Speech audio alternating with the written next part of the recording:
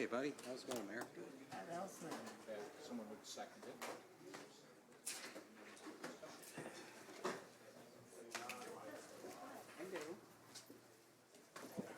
Okay, good deal. How are you doing today? Living the dream, Jay-Z, living the dream. I know the golf balls in your hair. Yep. It's to keep it a little light here today.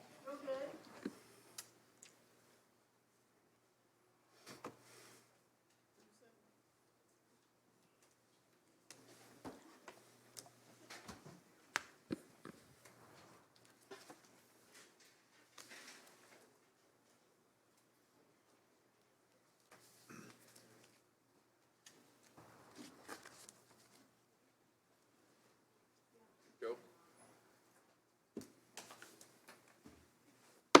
The July 19, 2022 meeting of the City Council of the City of Springfield is called to order. Please rise for the Pledge of Allegiance. I pledge allegiance to the flag of the United States of America and to the republic for which it stands, one nation, under God, indivisible, with liberty and justice for all. Thank you. Clerk, if you please call the roll. Will do. Alderman Redpath. Here. Alderman Gregory. Here. Alderman Williams. Here. Alderman Fulgenzi. Here. Alderwoman Purchase. Here. Alderwoman DeCenso. Present. Alderman McMiniman. Here. Alderwoman Connolly. Alderman Donlin. Here. Alderman Hanauer. Here. Mayor Langfelder.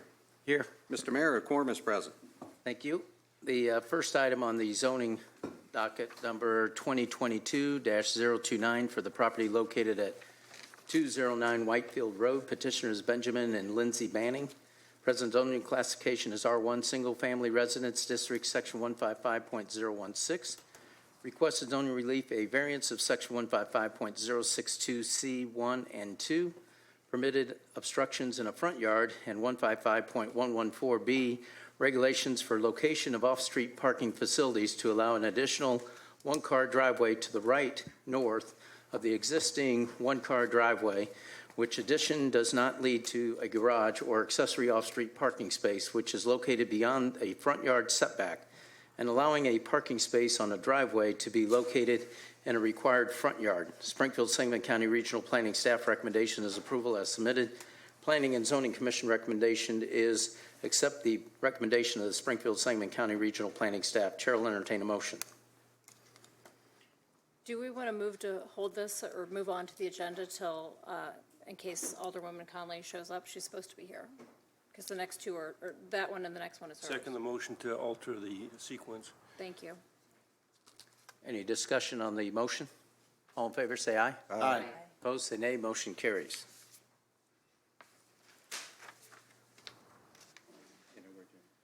Next item on the agenda is docket number 2022-031 for the property located at 944 through 946 South First Street and 109 East Garrett Street. Petitioner is the Associated Firefighters of Illinois. Present zoning classification is R5B, General Residence and Office District, Section 155.021.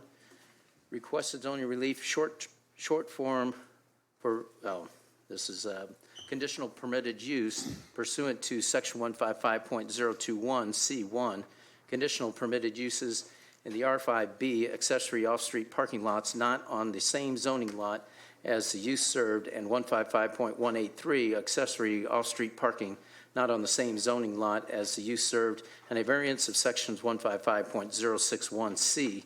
Basic yard requirements not to allow a 4-foot side yard along Scarrett Street, 155.062 and 155.062C. Permitted obstructions in required yards to allow accessory off-street parking in paved parking lot, surface 10 feet from the front property line located along First Street within a required front yard setback included at corner of First and Scarrett to allow parking within a zone lot corner 155.114, regulations for the location of off-street parking facilities to permit accessory off-street parking in paved parking lot, surface 10 feet from the front property line located along First Street within required front yard setback, including at corner of First and Scarrett, 155.480, GHI 135JJ1, and K1, landscape screening and lighting regulations to eliminate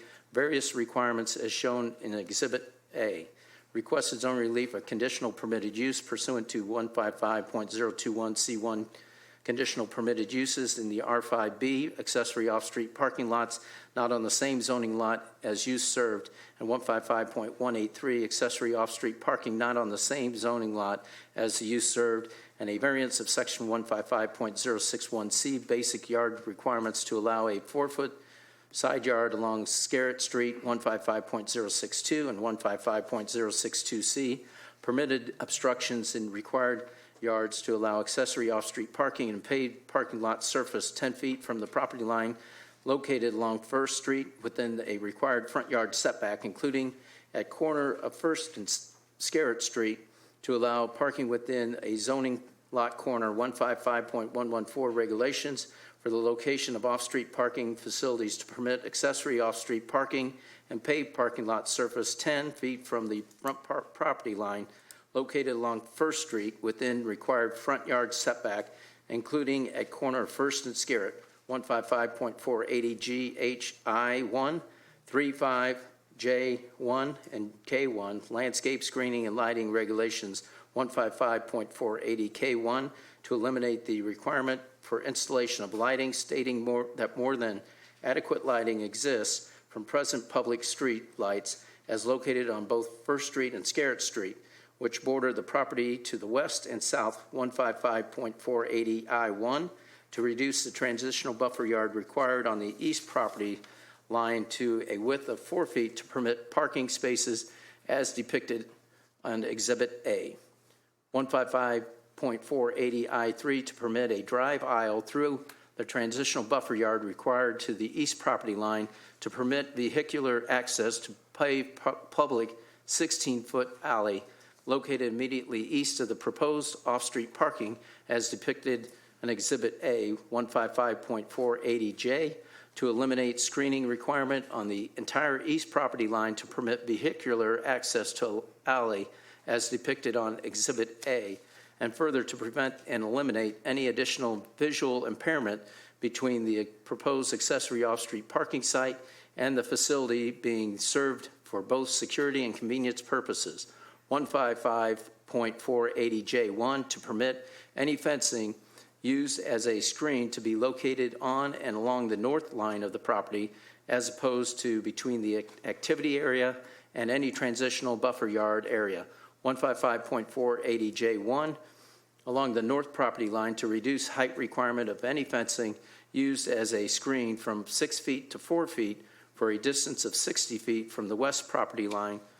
155.480G to eliminate any point requirements as may exist or be required as to any front or corner yard setback landscaping, but still maintaining the same as green space. 155.480H to eliminate any point requirements as may exist or be required as to the proposed parking lot landscaping, but still maintaining areas as designated on Exhibit A as green space. 155.480 I3 and I5 to eliminate specific landscaping requirements as to any transitional buffer yard area north of the paved parking area between paved parking area and north property line and east of the paved parking area between paved parking area and east property line, though still maintaining those landscape areas designated on Exhibit A as green space. Springfield Sangamon County Regional Planning Staff recommendation is approved as submitted. Planning and Zoning Commission recommendation is accept the recommendation of the Springfield Sangamon County Regional Planning Staff. Chair will entertain a motion. Mine will be a lot shorter. Mayor, I move that we accept Sangamon County Regional Planning recommendation as submitted. Second. Been moved and second to accept the Springfield Sangamon County Regional Planning Staff recommendation. And second, any discussion? All in favor, vote yes. Those opposed, vote no. The voting is now open.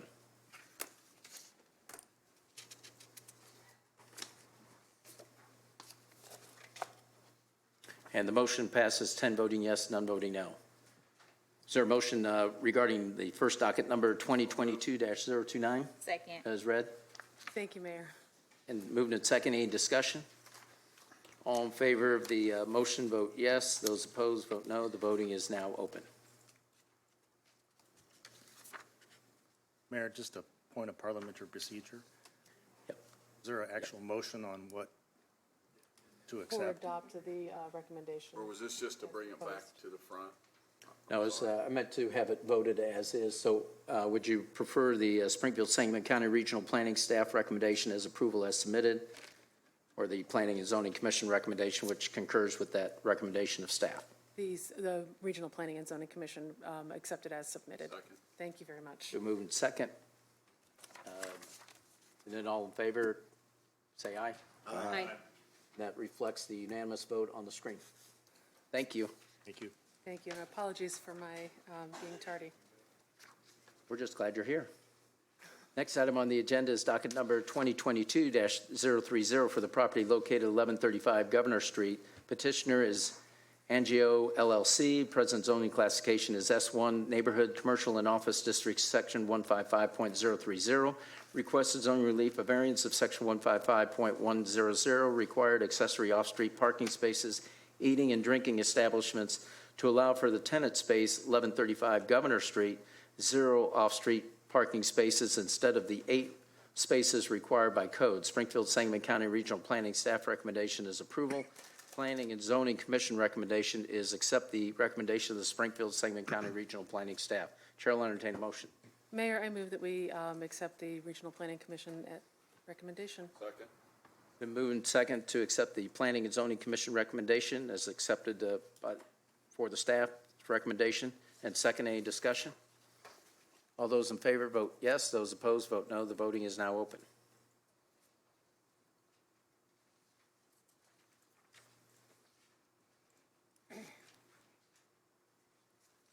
Then Alderman McMiniman. Sorry about that. That's all right.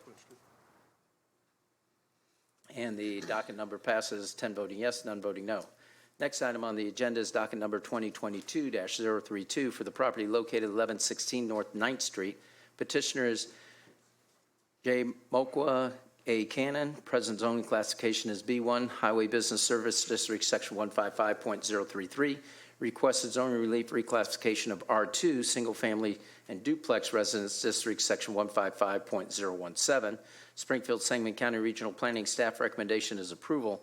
Planning and Zoning Commission recommendation is accept the recommendation of the Springfield-Sangamon County Regional Planning Staff. Chair will entertain a motion. Mayor, Alderman I Williams. motion to recommend approval as recommended by the Sangamon County Planning Commission. Been moved and second to accept the recommendation of the Springfield-Sangamon County Regional Planning Staff and second it. Any discussion? All those in favor of the motion vote yes. Those opposed vote no. The voting is now open.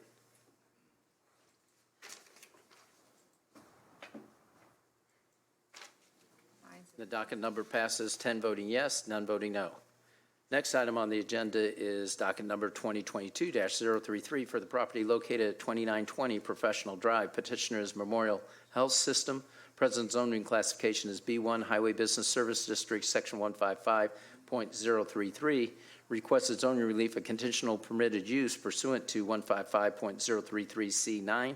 Conditional permitted uses in the B1 accessory off-street parking lots not on the same zoning lot as the use served, and 155.183 accessory off-street parking lots not on the same zoning lot as the use served to utilize the property as an accessory off-street parking lot to serve the Memorial Health System facility located at 2950 South 6th Street. Springfield-Sangamon County Regional Planning Staff recommendation is approval. Planning and Zoning Commission recommendation is accept the recommendation of the Springfield-Sangamon County Regional Planning Staff. Chair will entertain a motion. Yes, I move to accept the recommendation of the Regional Sangamon County Planning Staff. Second. Been moved and seconded to accept the Springfield-Sangamon County Regional Planning Staff recommendation and seconded. Any discussion? All those in favor of the motion vote yes. Those opposed vote no. The voting is now open.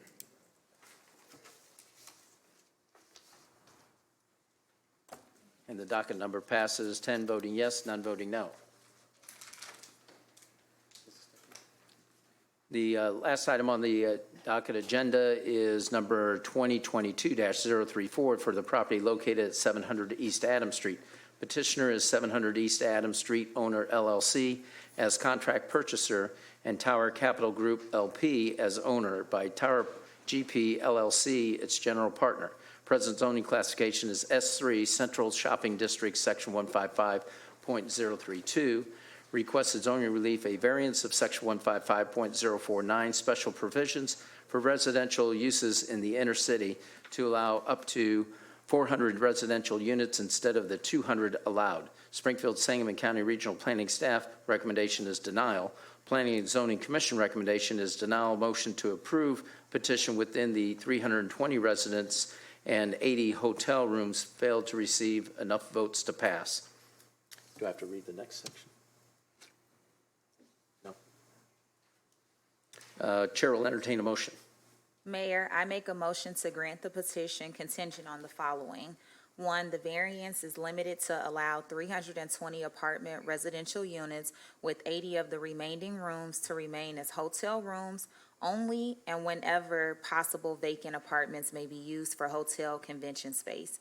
2, the apartments are to be market rate with the scope of work to be shown on the proposed project scope subjected at the Planning and Zoning Commission meeting by the petitioner. 3, project financing shall be committed and available. Construction plans shall be completed and building permits shall be applied for within 180 days of zoning approval. And 4, all project work shall be in compliance with the project development agreements made with the city, including the scope of work and the project and construction schedule.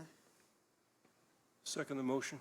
Been moved and second to accept the petition as submitted with the 4 contingent parameters as read by Alderwoman Purchase. Second, any discussion? Do we want to discuss or have the presentation first? Presentation. If you'd come up and introduce yourself, we'd appreciate it. Good evening, and thank you for the time. My name is David Mitchell, and we have a presentation both on my company and on the this very, very exciting project that we hope to bring to Springfield. Maybe I'm just going to wait a second until you all have it. Are these different from the previous ones passed out, do you know? Is there much Yes, there? Okay, these have been updated. thank you. Thank you. Trade.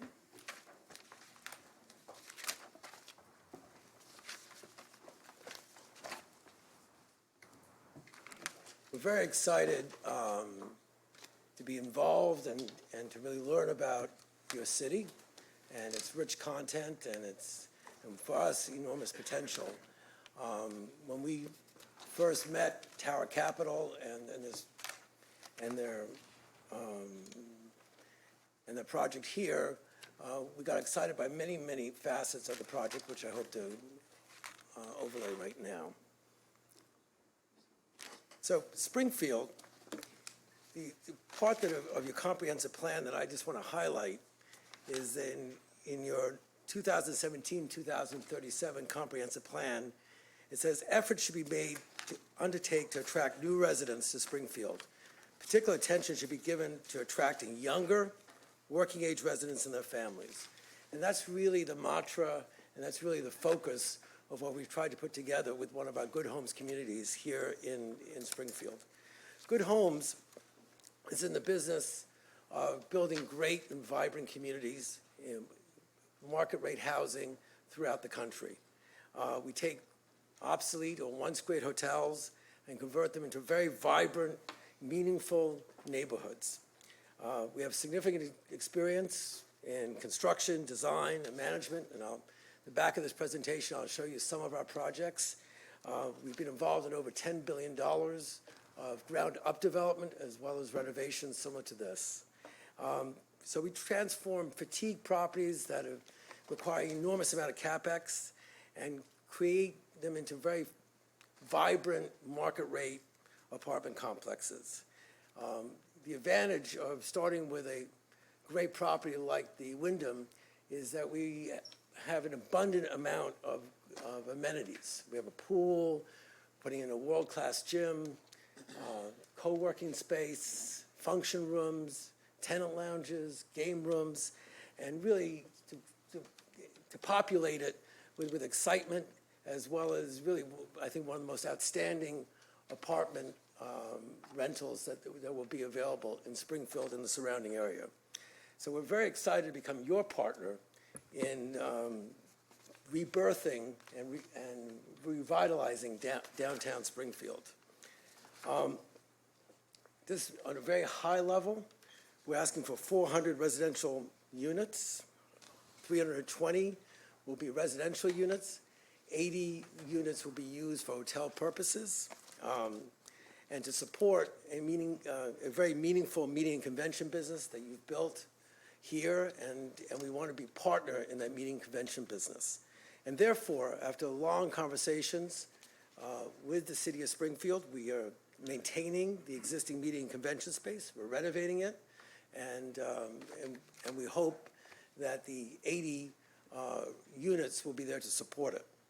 In addition to that, we hope to really add to your beautiful crown of attractions. I mean, Springfield gets 1 million+ visitors a year, and it should. It's a beautiful city. It has rich content, and we plan to take the top of this tower and create a world-class observation deck and food hall. And we think that that will be an amazing place to start your tour of Springfield or to end your tour of Springfield. You'll enter into this environment in what we hope to be galleries that we will donate to the Springfield Historical Society, and then whisked up to the top of the tower and to really see a 360-degree view of Springfield, but also of the surrounding area. And we think this will be hopefully another jewel in your crown of attractions for tourists visiting Springfield. So I want to turn to when I've met with some of you, you've asked, what do these residential units look like? They're micro-efficiency apartments.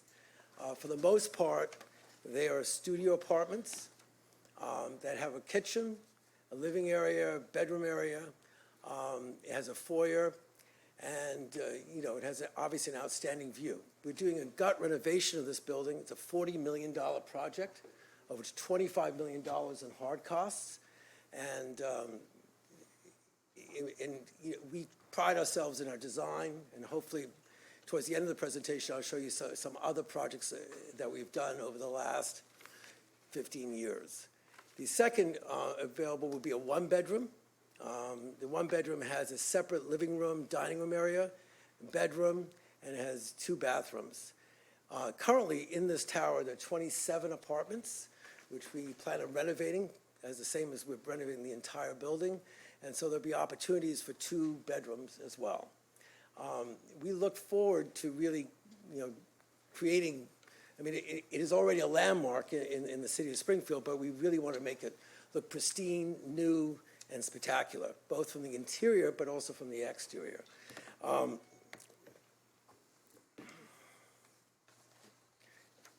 I mentioned, part of Good Homes is brand equity, or part of our brand standard is amenity-rich experiences. And they go from our game rooms to our tenant lounges to world-class fitness centers. We have a pool here. We plan on expanding some of the lower-level space into tenant storage. And, of course, there's a parking garage, which the hotel has with the city. So, unlike some other apartment complexes that really rely upon open-air parking, this would have covered parking for all of its residents inside the garage. I mentioned the observation deck, and we plan to make this really world-class. We've spoken to a number of designers who have worked on tourist attractions around the world. They're excited. We're excited.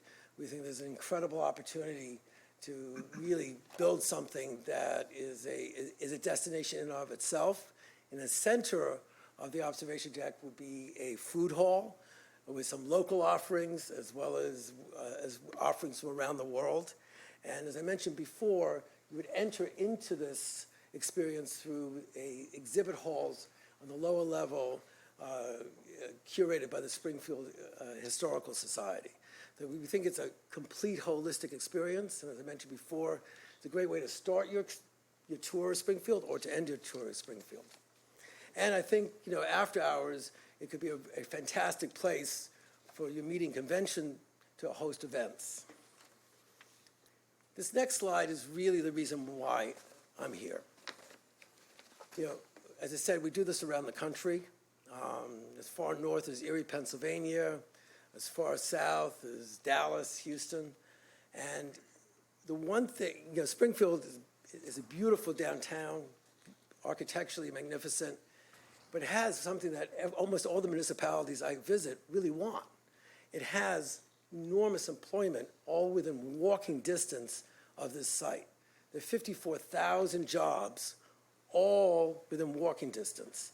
We think that it'd be incredibly dynamic and important to really create this residential experience where people would walk to work. Not all 54,000 people. We're actually looking for less than 1% of those people. But if you get those people to walk on the streets of Springfield, all of a sudden, you would get another coffee bar. Instead of the Starbucks, you would get a gallery. You would get, I would hesitate to call it a newspaper shop because I don't think those exist anymore. But you would get a bookstore, you would get clothing stores, and all of a sudden, at the pedestrian level, this place would hum. It would be super exciting. And, when I look at these storefronts of what used to be Springfield and what it could be, I think that this could be the first mover advantage to really creating that excitement. And that's the reason why I'm here. It's these 54,000 jobs. At Good Homes, we have a team that geolocates places where there's sustainable employment. And Springfield is one of those places. And I'm very excited by that. I mean, at the lower level of this page, you see all your neighbors. And you look at how many people they employ. Just the health, the 4 health centers, the residents that they attract from around the world that come there. If I went on apartments.com or in CoStar today, which I did, there are 11 apartments available in downtown Springfield. There are 54,000 people that work in downtown Springfield. There's an equation that has to come together. And I think that this tower, this Good Homes community, is the missing algorithm.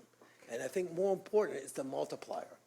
I think you start here with a residential complex, and I think all of a sudden your city comes back to life. It should, it deserves to.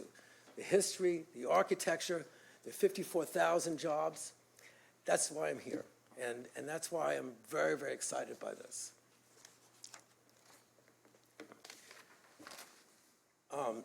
These are just quotes from your own comprehensive plan, from different aspects, but they all say, part of what you set out to do in your plan was to reuse existing structures. We're reusing the structure. We're keeping the hotel component. We're keeping the meeting space. We're adding a jewel to the top, an observation deck, and we're bringing and retaining residents. Any municipality is entrusted with keeping its young people and attracting new businesses. And usually the missing piece of that is accessible housing. With our market rate accessible housing, I think that we fulfill that dream and help you fulfill that responsibility. I was asked by several who's going to manage this property. We have a company, we don't own the company, we contract out to Pegasus.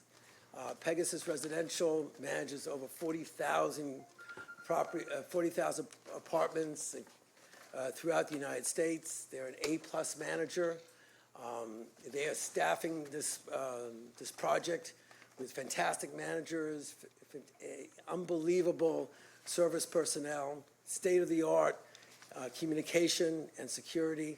And I would encourage, as we get to know each other, I'll have the Pegasus people come and meet all of you. And you should see the other properties in which they manage. This is their map of 44,000 apartment homes, and we feel that they're the right management company for this. They, for the most part, they're managing homeowners associations, high-end condos, and they have a particular expertise in vertical communities, of which this is one. I've included some of our background, which I won't take up all your time reading these, but very rich experience in new development, in new projects, and in renovation, both from the construction, design, acquisition, management. The Good Homes current portfolio, as you can see, is, you know, as far north as far north as really Erie's further north than our property in Detroit, and as south as Dallas in Texas, and we've managed to take, you know, really world-class, unbelievably impressive hotel structures and turn them into really incredible communities. This is a little bit more about some of our past projects. You know, we have done over 5,000 apartments. I started in this in 2008 in Las Vegas. This was kind of generation one of Good Homes, where we took 1,100 hotel rooms in downtown Las Vegas and turned them into studio efficiency apartments, and learned a lot from that. But here, in each one of these situations, they're either a renovation, such as 823 Park Avenue, or a brand-new structure, such as the main Miami Beach. 60 Beach Street is a loft conversion. Anyway, I could go through all of these, but these are all outstanding residential properties that one can go on your own time. You can go into the descriptions of them.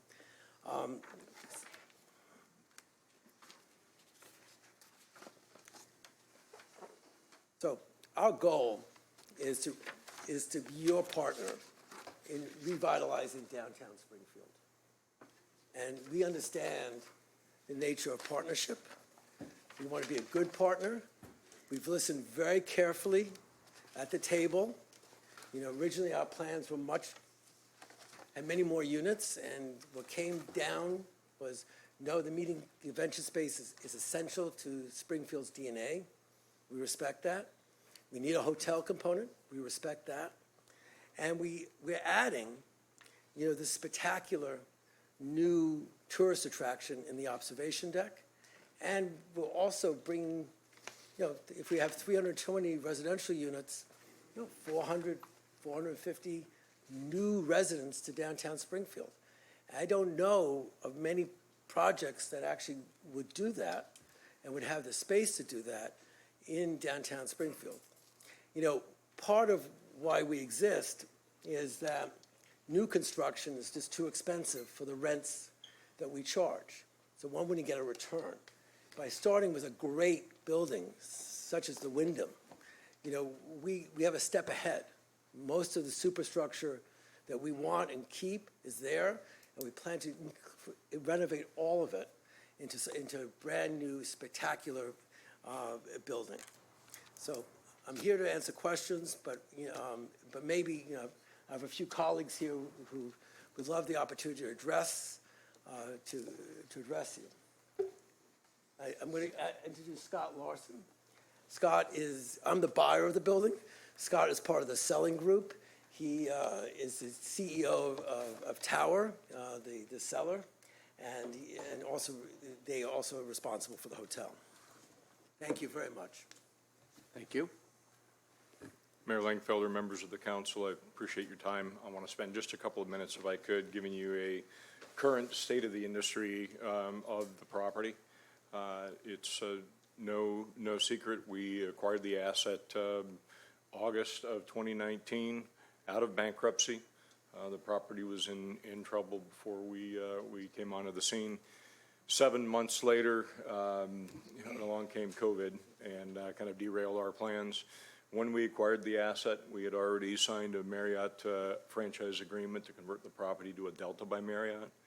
When COVID hit, we were 70% completed with our design and development phase on the Marriott design platform called Lobo. But again, along came the pandemic and derailed our plans, our intentions. We kept the property open through COVID. We worked with the county, Sangamon County, through COVID, housing folks that needed to be isolated. I think that shows that we've been, just one example of we've been good business partners. As our CEO will tell you, we also invested another $1 million into Springfield, opening a brand-new Starbucks, which opened in October of this last year. All that said, current state of the industry, properties running between 26-27% occupancy over the trailing 12 months. That is not sustainable for us to be able to pay our bills. The CVB does an incredible job here bringing groups to town. Challenge is there's not enough of them to be able to keep the business viable. And that's not just on them. There's the properties needed renovation long before we ever came onto the scene. The downtown, we have brand new numbers this morning of the STAR report. The downtown market as well. I use the comp set numbers, the competitive set of downtown Springfield, but the competitive set hotels over the trailing 12 months are only running 45% occupancy. So it's a tough time for the hotel industry. It's a tough time to be a hotelier. And again, last time David and I were here and met with a number of council members, the property had just finished going through, had a nice convention in town, lasted about 3 or 4 days, 250 rooms in the house. And for the next 4 or 5 days, there were 20 rooms each night. Two of them were David and I. So it's those types of peaks and valleys are very, very difficult. We would have very much liked to have been able to fulfill our Marriott agreement and bring that great asset back to where it belongs. Unfortunately, that's not the case. And in partnering with Good Homes, we feel that it's the best course that can happen for the building and for downtown. Bring back what many folks talk about, the property being an icon for 48 years. We're 48 years old now. So I appreciate your time and ask for your support on this. I'm going to introduce our Chief Executive Officer, Mr. Al Rajavi. Oh, I'm sorry. This is not out. Could you Mr. state your Mayor, name for the council? We'd appreciate it. Patrick Fitzgerald. I'm an attorney with the Central Illinois firm of Meyer Capel. We have offices in Champaign and Bloomington. Mr. Mayor, members of the council, I have the good fortune this evening to visit with you about the legalities of a variance. If that doesn't put you to sleep, I'm not sure what will. Hopefully, Mr. Zirkle will appreciate the comments. But the purpose of my comments really is for establishing the record of the proceeding. But I'm appearing before you this evening on behalf of Good Homes Company, that's the proposed developer. We have requested a variance in the number of residential dwelling units that would otherwise be allowed under your zoning ordinance. There are 3 elements that we need to establish. The first element is that the property cannot economically be used or yield a reasonable return without the variance. What does that mean? Well, what it means, in our opinion, is you've just heard from the current owner and the operator. They're telling you they can't make it go. Their average occupancy is 25-26%. And unfortunately, that doesn't work as far as being a viable business concern. You may ask yourself, well, is this just a case of some lousy operators? And if we get really good people in there, that they can make this thing go. Well, stop and think. You know your community far better than I do, but this group bought it out of bankruptcy. So that's at least 2 operators that have had a very difficult time making this property work as a standalone hotel. The second item that we need to establish is that the proposal is due to unique circumstances. Look around your community. Are there any other 30-story buildings? When you drive into town from out of town, it's the first thing that you see. It's not only unique in that it's so significantly tall, your ordinance, your zoning ordinance, actually makes this a very unique issue. Your zoning ordinance talks about residential dwelling units based on square footage of a lot. Well, that's interesting if we're talking about horizontal development. And a lot of times in the Midwest in general and Central Illinois in particular, we do just continue to build out from the core of the downtown area. But that leads to something called urban sprawl. And I think if you talk to most planners, they'll tell you, boy, urban sprawl is not ideal. We don't like it. We would prefer much more focused development. And we would submit to you, that's exactly what we're proposing. We believe this proposal actually reduces the density. You've heard testimony, and if you read the Planning and Zoning Commission report, the record of that meeting indicates that there were 419 plus units existing at the Wyndham City Center. We're talking about reducing that to 320 apartments and 80 units of hotel motel use. I'd like you to look in your handout that you were given, the picture that is on the video board behind the mayor. And there's been some question about, well, what do you mean by 320 units? Are you guys going to build new structure there? No. Just for the purposes of clarification, all that is being proposed is to take the existing structure, and what you see as a studio is basically a hotel room. What you see as a one-bedroom is basically 2 hotel rooms. All we're doing is simply taking what's already there and repurposing it. But that repurposing includes in excess of a $25 million investment in your core downtown area. That's an investment that Mr. Mitchell and his group is prepared to make if you deem that this is an appropriate use in your community.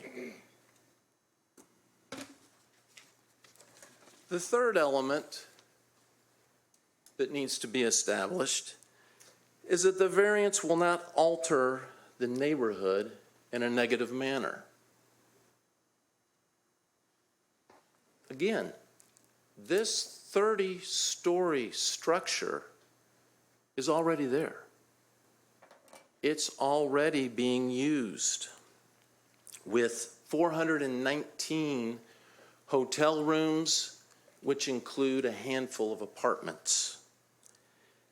What we feel the proposed reuse will do is, instead of the transitory nature of hotel guests who come and go, who drive in, they drive out, they take cabs, they use Uber, items like that, these will be residents who actually live in your downtown area, who actually frequent the restaurants, who shop downtown, who go to church downtown, who offer their services of a volunteer nature downtown. We feel that this will be an impetus for others to come downtown. And it's interesting, notwithstanding that I'm from Champaign, I think there is some relevance to something that has happened in Champaign. And that is, I don't know how many of you have been to the Champaign area, but the sister building to the Wyndham City Center is in Champaign. It started its life as a hotel called Century 21. That hotel then changed hands and became University Inn. In 2002, I had the good fortune to represent a young man who was a developer who proposed to the city of Champaign to convert that 21-story hotel to an apartment community. That apartment community is called Tower at Third. It has thrived over the last 20 years. It has enjoyed an excess of 90%, 95% occupancy that entire time. And not only, rather than University Inn becoming a vacant hull, shell of a building that was a white elephant that the city didn't know what to do with, it has been a thriving development that has continued to pay significant real estate taxes. But arguably more important, I don't know how many of you have been to Champaign recently, but the Green Street area in Champaign does not resemble anything of what it did in 2002. There are now multiple very tall buildings that are occupied by residential uses. The conversion of Tower at Third was the first, but it was the impetus for very significant additional development. So, in closing, we would simply ask that you join with the majority of your Plan Commission members who actually voted on the substance of the proposal and approve the requested variance. Thank you very much. Thank you. Thank you. Good evening, everybody. My name is Al Rajabi, and I'm the owner of Tower Capital Group. I want to thank every one of you guys for having us out here today. Talk about timing, right? I bought not just one, but two hotels 5 months before COVID. And, it's unfortunate COVID, still is very devastating. And it was pretty much a nuclear arsenal that basically attacked hospitality as we know it. And some of the sectors are coming back, but unfortunately the big box hotels, like that's what I call big box hotels, are having a tremendous difficult time, making a comeback. And unfortunately, with that low occupancy of 26%, it's hard to run business. It's not just hard on the ownership, because we're continuously writing checks after checks. But unfortunately, I don't have the leisure of being like the federal government to just print money like they do.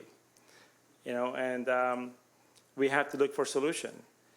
And to make the matters worse, the lender has decided that they were not going to renew the loan.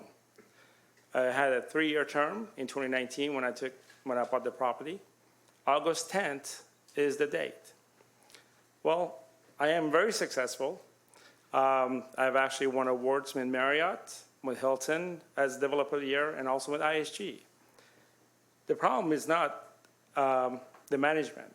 The problem is that this town, initially when we bought the hotel, and I teamed up with Marriott. Marriott had a really hard time, trying to justify coming to Springfield because to them it was a small market.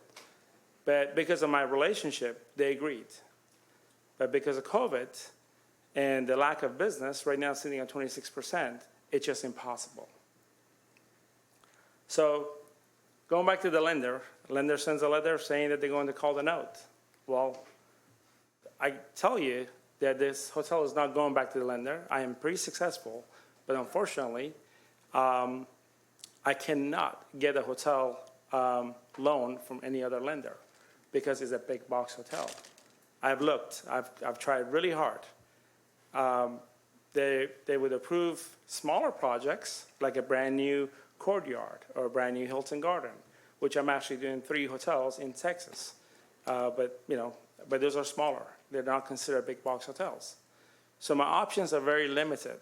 Given that I do not want to give this hotel back to the lender, I was able to find one single lender that's willing to give me a loan, and they've given me a term sheet. August 10th is the deadline for me. And this particular lender, the only purpose is government assist housing. And what that means is that, as you all know, I tried really hard. I brought you guys a Starbucks downtown. Hopefully you guys have enjoyed it and gone. And I love Starbucks. But this particular lender, they have a basket, and their basket is only apartments. And it's not just any type of apartments, it's government assist housing. It means no retail, and it means no hotel. My passion is hotels. I bought my first one when I was 26 years old. And I've done a tremendous amount of hotels in my 20 years. And I didn't realize, actually, the hotel is 48 years old. I was born the same time the hotel was built here. And I'm honored to be part of this, but I feel at the same time that I was really excited to try to bring you guys a Marriott branded property, but I did not create COVID. I'm pretty sad. It's affecting my staff because think about it. If you're running an operation when you have 80%, and then suddenly 3 days later, it drops down to 8%. And you tell the staff, I'm sorry, you can't have the hours, but you just worked 18 hours. You gave your butt out, you worked your butt off, and now the staff is like, hey, we can't do this. We're working them really hard. We can't get more people come in because it's in shock. The occupancy goes up, it comes down, it goes up. You cannot operate just like if the city was like this. It's impossible. So it's very simple from my point of view. I wanted to stay, and I wanted to convert this to a Marriott, but I cannot get a loan. So 3 options. 1, the city steps up and provides a loan, but it needs to happen very quick because I have the term sheet, and it takes a while to go through the whole process because August 10th is the deadline. And once I sign that, it's a 40-year commitment of government assist housing. That's my option. That's all I have. I cannot get a lender. I've tried local lenders. It's just not possible. I have a great relationship with U.S. banks. U.S. Bank. They're not willing to look at it. It's considered a big box hotel. So I ask you, the decision you make today is going to impact your downtown. I live in San Antonio, Texas. I don't know how many of you all have ever been out there, but I tell you what, San Antonio is a very reviving city. It's an amazing city. And they're pushing for high-density downtown. And guess what? It's working. And you see people shopping. You see people open up bakeries. I mean, it's unbelievable. It's doing really well. And I think there's a lot to learn from cities that are, like Champaign. Like that, I didn't realize that there was a building in Champaign that's similar to ours.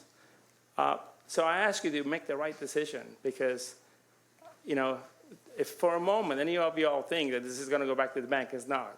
Because I have, personally, I've been carrying this hotel.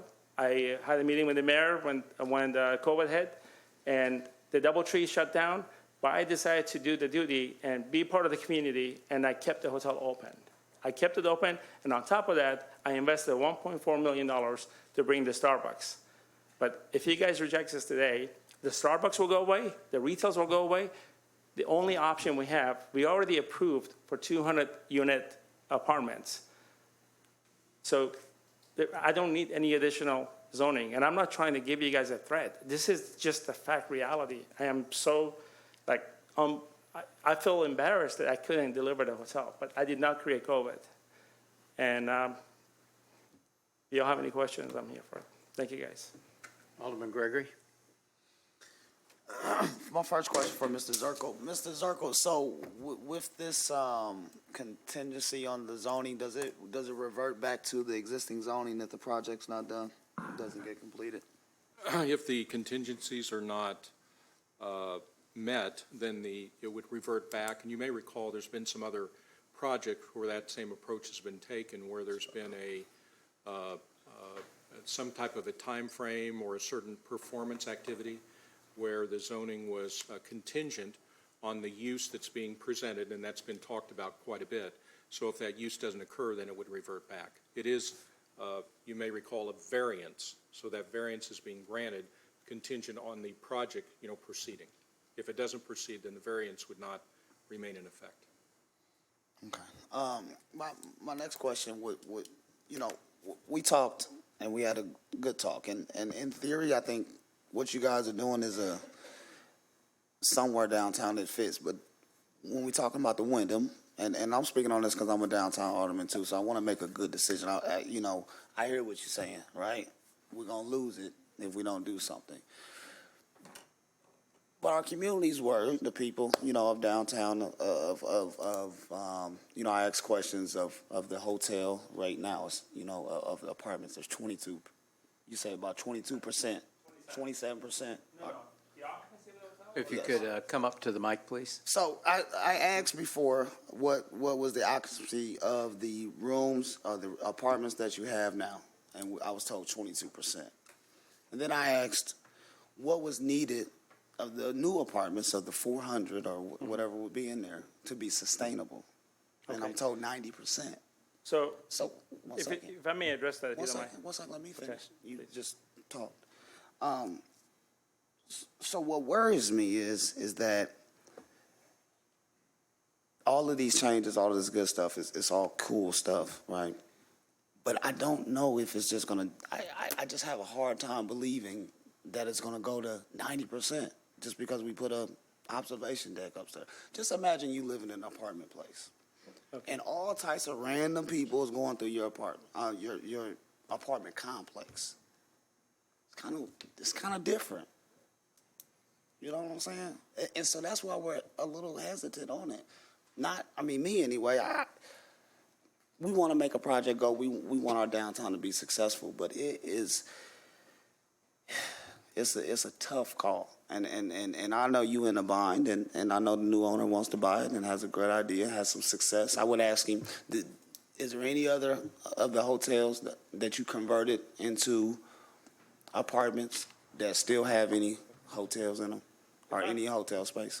If I may answer that section, I'm not going to speak on what you're doing, but real quick, in regards to the current apartments that we have in place, as a matter of fact, when I bought this hotel, my business model wasn't apartments. We already have 27 apartments. So I've instructed my staff to not run this facility like an apartment because my business is hotels. So at one time, just recently, we were actually sold out. We were taking 18 of regular rooms and renting them as apartments. But given that we're coming to a deadline, we've refused to run it as an apartment until we redo our loan, number one. Number two, the hotel has 2 separate elevators. So it's really easily to be able to break it up. And this is a very common thing that hotel mixed-use apartments do. Third thing, think about it. I bought this from bankruptcy. The hotel was falling apart. I knew what I was buying. I was betting on being able to get the financing. I knew I had the great franchise of Marriott, which I have other properties. But the point I was trying to make is that this gentleman is looking to buy the hotel. He's willing to invest. So it's not up to you guys to dictate if he's going to be successful or not. Is he? End of the day, So real let me quick, say if you this. don't mind, end of the day, Gonna spend it. Can I finish, please? I'll let you I finish. asked him. It was actually my turn. I had the floor. But so you answer my question. But his project, he's gonna come back and he's gonna need city assistance. So that's why I'll we're let him trying to speak make on sure. that. So if he's coming with 25 million on his own and doesn't need us, I'll let him speak on that. But what I'm telling you is that he's willing to invest out-of-state money in your town. I get it. right? And the infrastructure of the hotel, it's a lot of deferred maintenance, and when it was bankrupt. So you got to look at the whole picture. I'm in a pickle. I'm trying I'm in a to pickle. make a sound decision. That's why I'm asking the questions that I'm asking. With all due respect, I'm not trying to speak over you, but I that's understand. the reality. It's all good.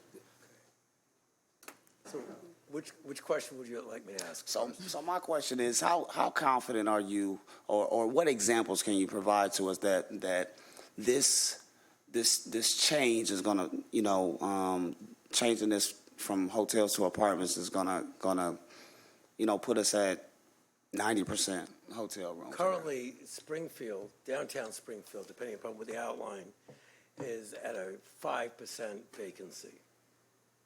That means that out of the 100% of apartments that you have here, 5% are vacant either because they're out of order, they're being repainted, and just not rented. Right. Okay? Right. When I was here last, or the time before that, it was at a 2% vacancy. People want to live downtown in Springfield. People want to work to their job at the different medical centers, or at the Capitol, or at any number of the offices that are downtown. The issue, but there's no opportunity, and there's no real selection for them to, for them to live downtown. I mean, I've shopped, what we call shop the comps, right? I've gone to the available apartments in downtown. I've seen what there is. I know there's no apartment set there that would match our amenity set. Certainly none that would have the views. Certainly none that would have the covered and secure parking. And that would be so centrally located. Most of the housing stock downtown is old. Some of it's very nice, but it's old. So my last question would be, so what's your thinking? Because I know we talked, and this is the only type of unit that you would have like this that has hotel space, because you wanted to do them all apartments, correct? That was your model to make you money. So do you think it's going to hurt our hotel and conventions and people staying with this type of model? Like, would you stay in an apartment complex? So the answer, because I do remember our conversation. So I think that, this tower obviously is a block big, and it has many different places to enter. The hotel meeting convention would retain the current grand entrance and circular drive. So that one came for a meeting, one came for a convention in Springfield, it would not be much different, except it would be new, right?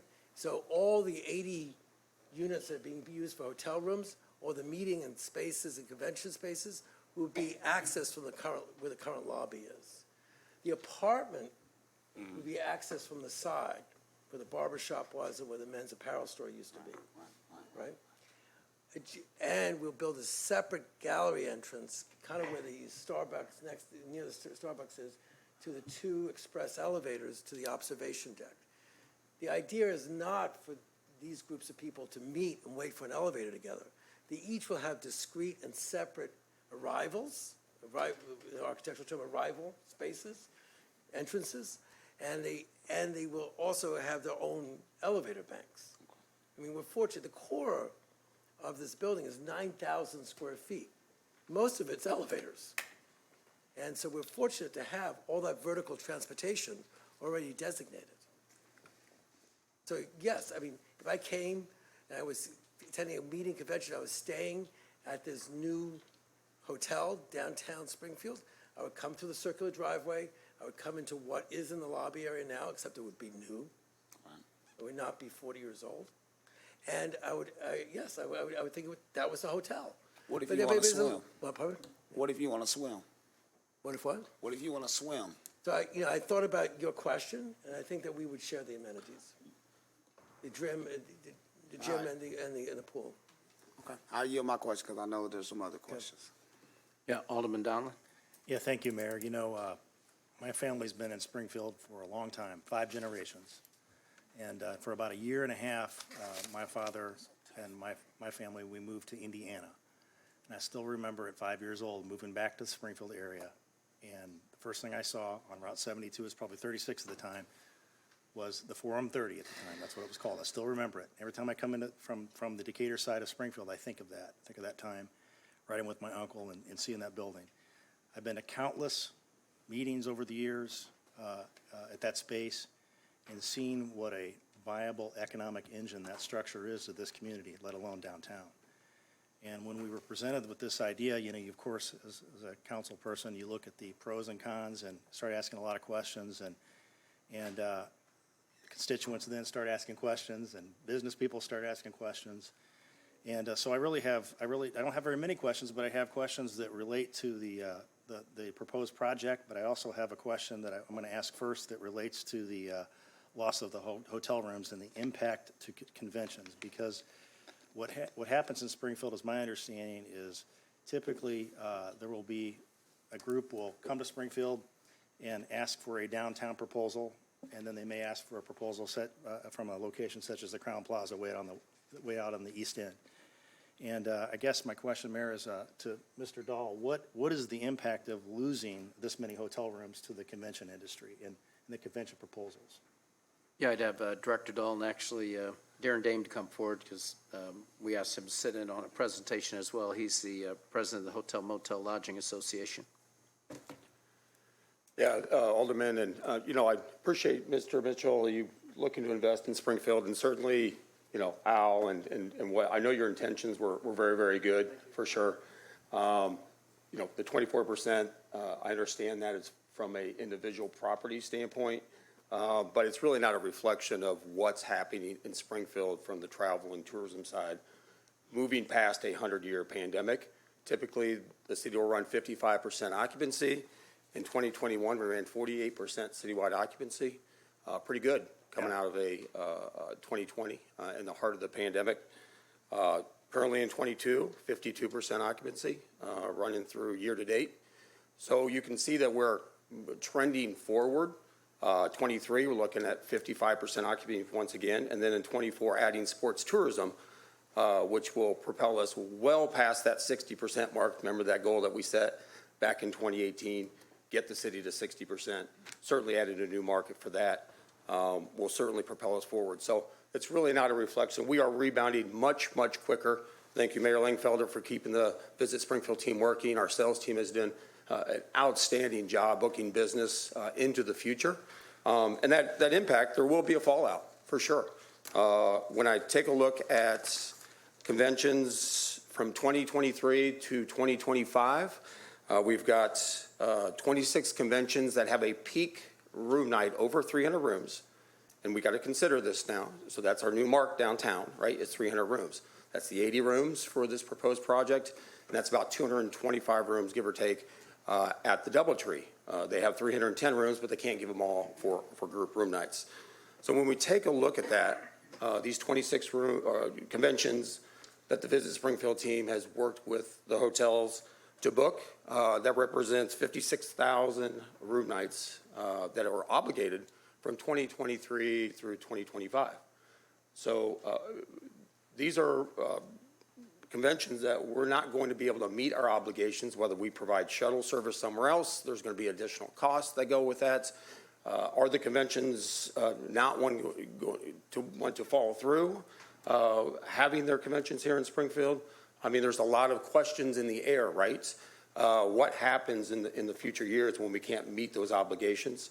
The Crown Plaza, you mentioned that, Alderman, 288 guest rooms, same boat. We do look at either downtown or the interstate area, but you could not handle these obligations moving forward. Just in 2022, we had over 45 groups, totaling 32,688 rooms this year. So you can see that the conventions are growing in size as the team continues to book out. So, yeah, I mean, I think when you're taking a look at the development, I'm not going to jump in the economic development lane, but certainly from a tourism and travel, and specifically a convention standpoint, there will be fallout.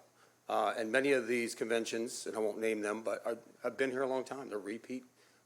They've been here for a decade or more. Some are new. And so, yeah, I think moving forward, there will be an impact. Thank you for that answer. obviously I'm getting to the point is, the concern is that I've heard and thought of myself is that once you lose the rooms, you never get them back.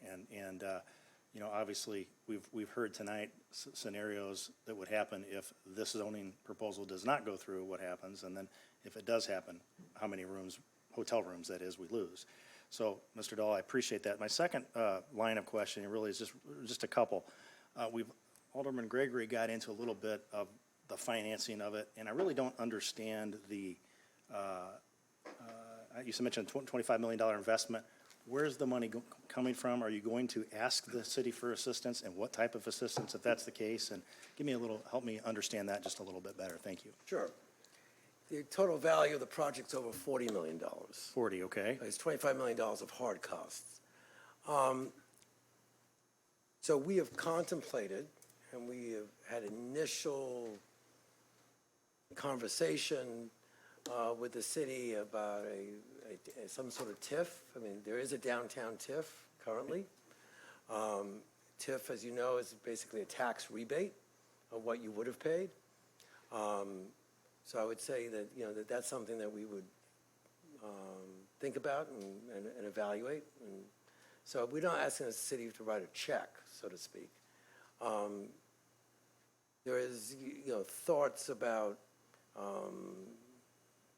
you know, a PACE program, which I don't really think it involves the city actually coming out of pocket any money, but it's to really make the energy compliance of the building. The city is a partner in that, but there's no financial obligation on the city's part. These are usually financed by third parties like Johnson Controls and others. So we're not asking for any subsidy from the city, so to speak. And right now, that's not really what's before you, right? I understand that. It came up and I didn't know the answer, so I thought I'd ask. And I don't know the answer. I'm just saying Yeah. Well, and what's obviously, before. there's a financial contingency involved in this. But I did want to mention that, since you mentioned TIF, that we've had many conversations in this room before about the lack of available funds. And in the TIF district, a significant number of those dollars are already committed. And, you know, I don't know we'll kind of know the magnitude. I'm sure your ask would be a significant number. I mean, if that's the ask, you might want to proceed with caution. But the second financial question is, you talked a little bit about the studios versus the one bedroom, we'll call them. And help me, what's the number of studio units? I don't have the exact number. I mean, you know, there's right now currently ranges anywhere from 11 to 18 units on a per floor in this tower. As I said, there's a very large core.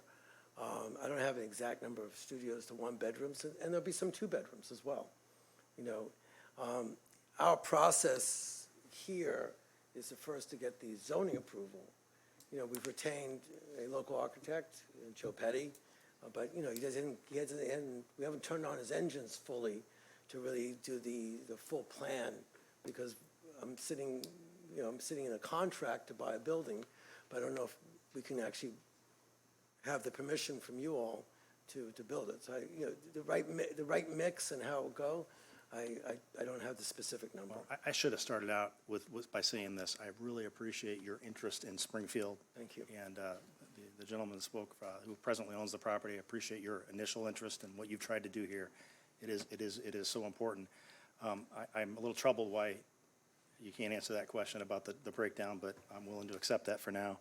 Do you know what the rates would be? Just a range? I'm not going to hold you to it or anything. I'm just trying to get a ballpark. You know, we anywhere from $790 to, I mean, for the studio apartments to upwards of $950. The one bedrooms maybe starting at $1,000, going to $1,200. You know, two bedrooms we haven't priced. Yeah. I mean, it's very comparable to what else is available downtown. Without the other comps downtown, really don't have the amenities set, and certainly don't have the views or the parking.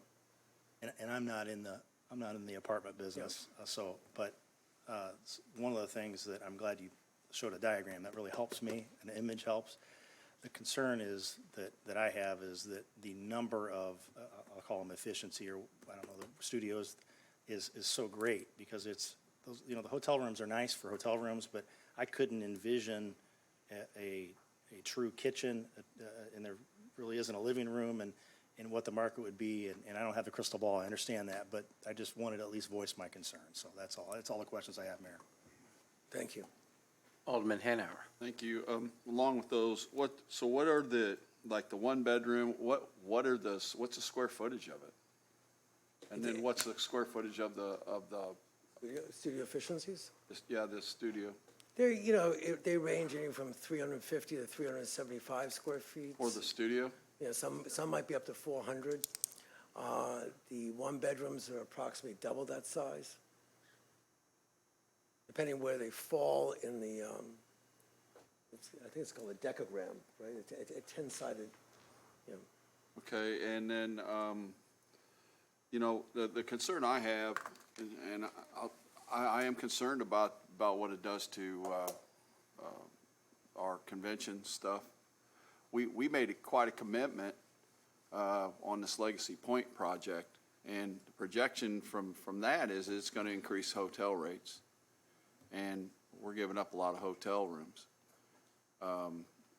I should say the number of hotel nights, not rates, but hotel nights. From what I've heard from other places that have gone with those, they've seen a large increase in overnight stays for ball tournaments and whatnot.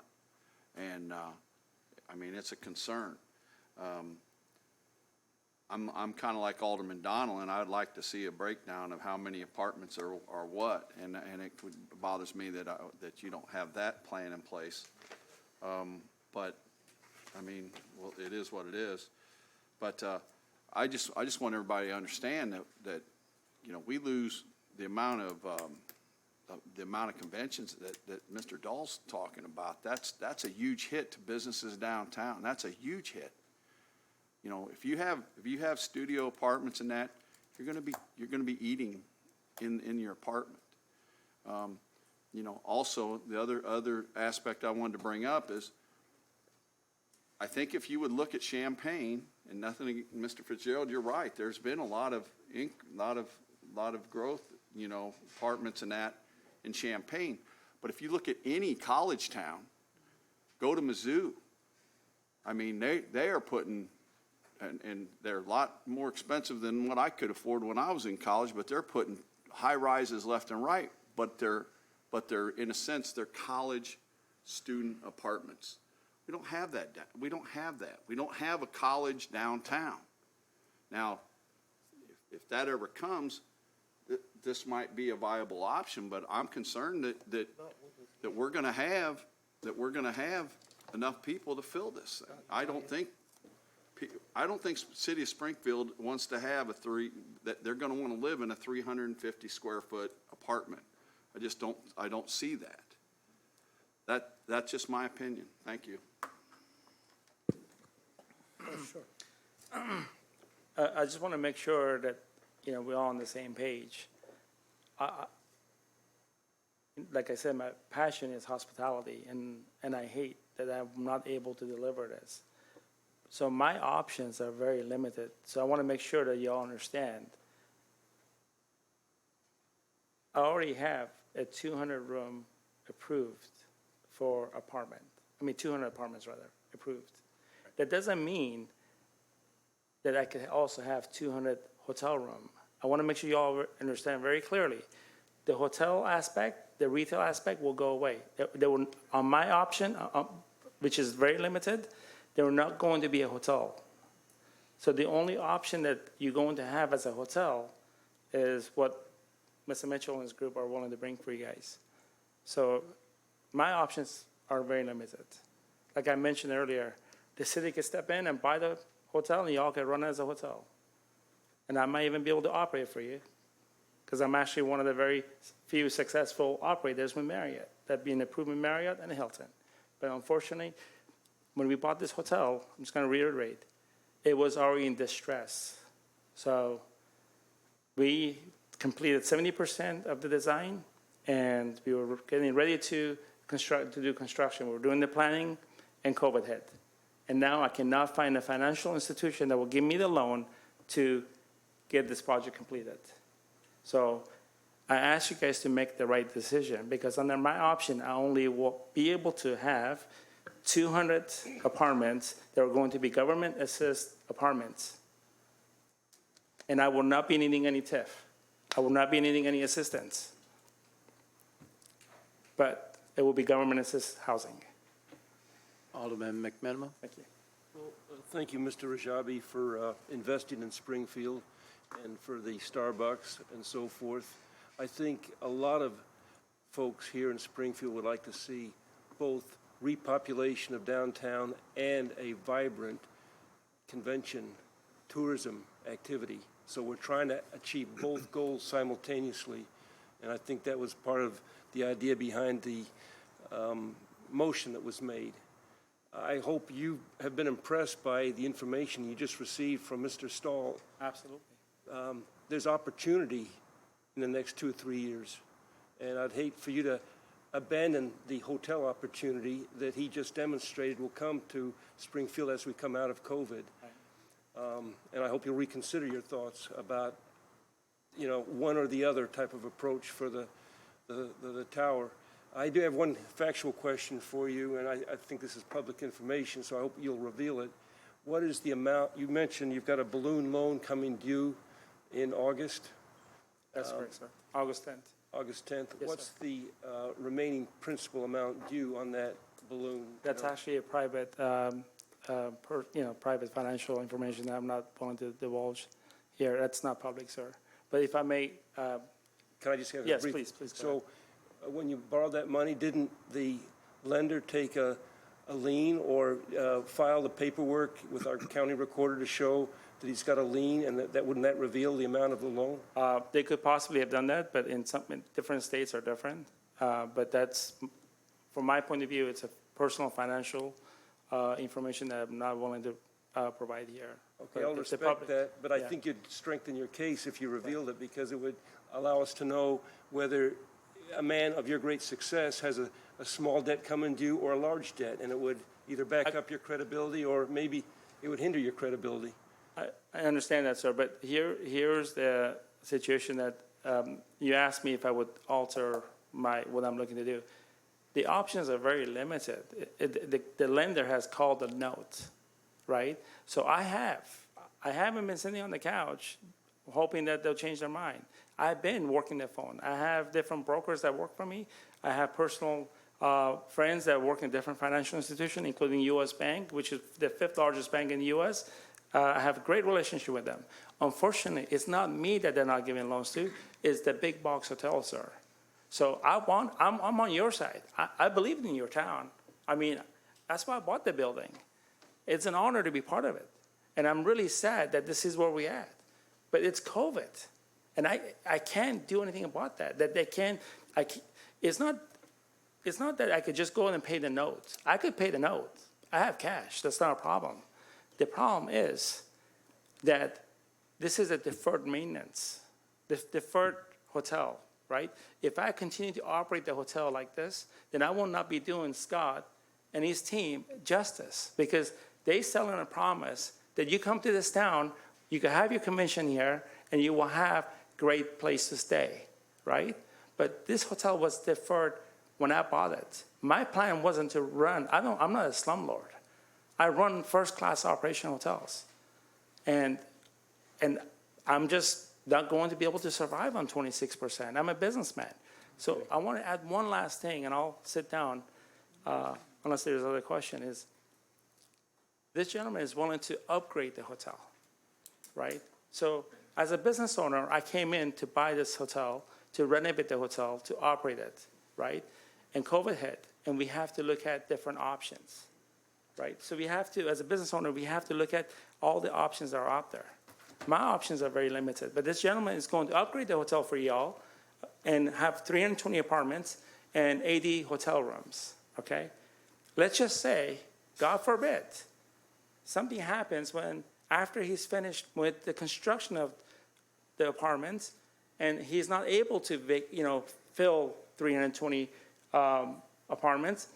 You think he's just going to sit there and just, no, he could come back and say, hey, look, I want to turn it back into hotels. So you have like an extended stay hotel. So either way, you guys win. I mean, this will create jobs in your town. That's what I was going to do. I was going to bring union jobs to your town. Unfortunately, I cannot find a lender that's willing to finance me to do this hotel. All right, I understand the position you're in. I just want to close by saying that I understand your point about deferred maintenance. Yes, sir. And there's going to be deferred maintenance whether we go with a new owner or you as the existing owner. And I also want to point out that, this city has helped with deferred maintenance. I think it was 4 years ago, before you became owner, I think it was $3 to $4 million of improvements we made to the parking garage. ramp. Yes, sir. That, the owners control. I think it's a 500-space parking ramp. And We actually own 2 floors of the parking space, and the city owns the first 3. So we control the parking. We have a parking agreement in place, but I have enough parking under my ownership of the parking structure to do with the last option that I have. But this gentleman is not going to sit there and have a slumlord. This gentleman's, if you guys have looked his background and his team, they've done multi-billion dollars worth of development throughout the U.S. And, for me, it's an honor to actually be able to even conduct business with him and his team. So my option is limited. I can only deliver you guys the 200 government-assisted housing. That's the only option I have.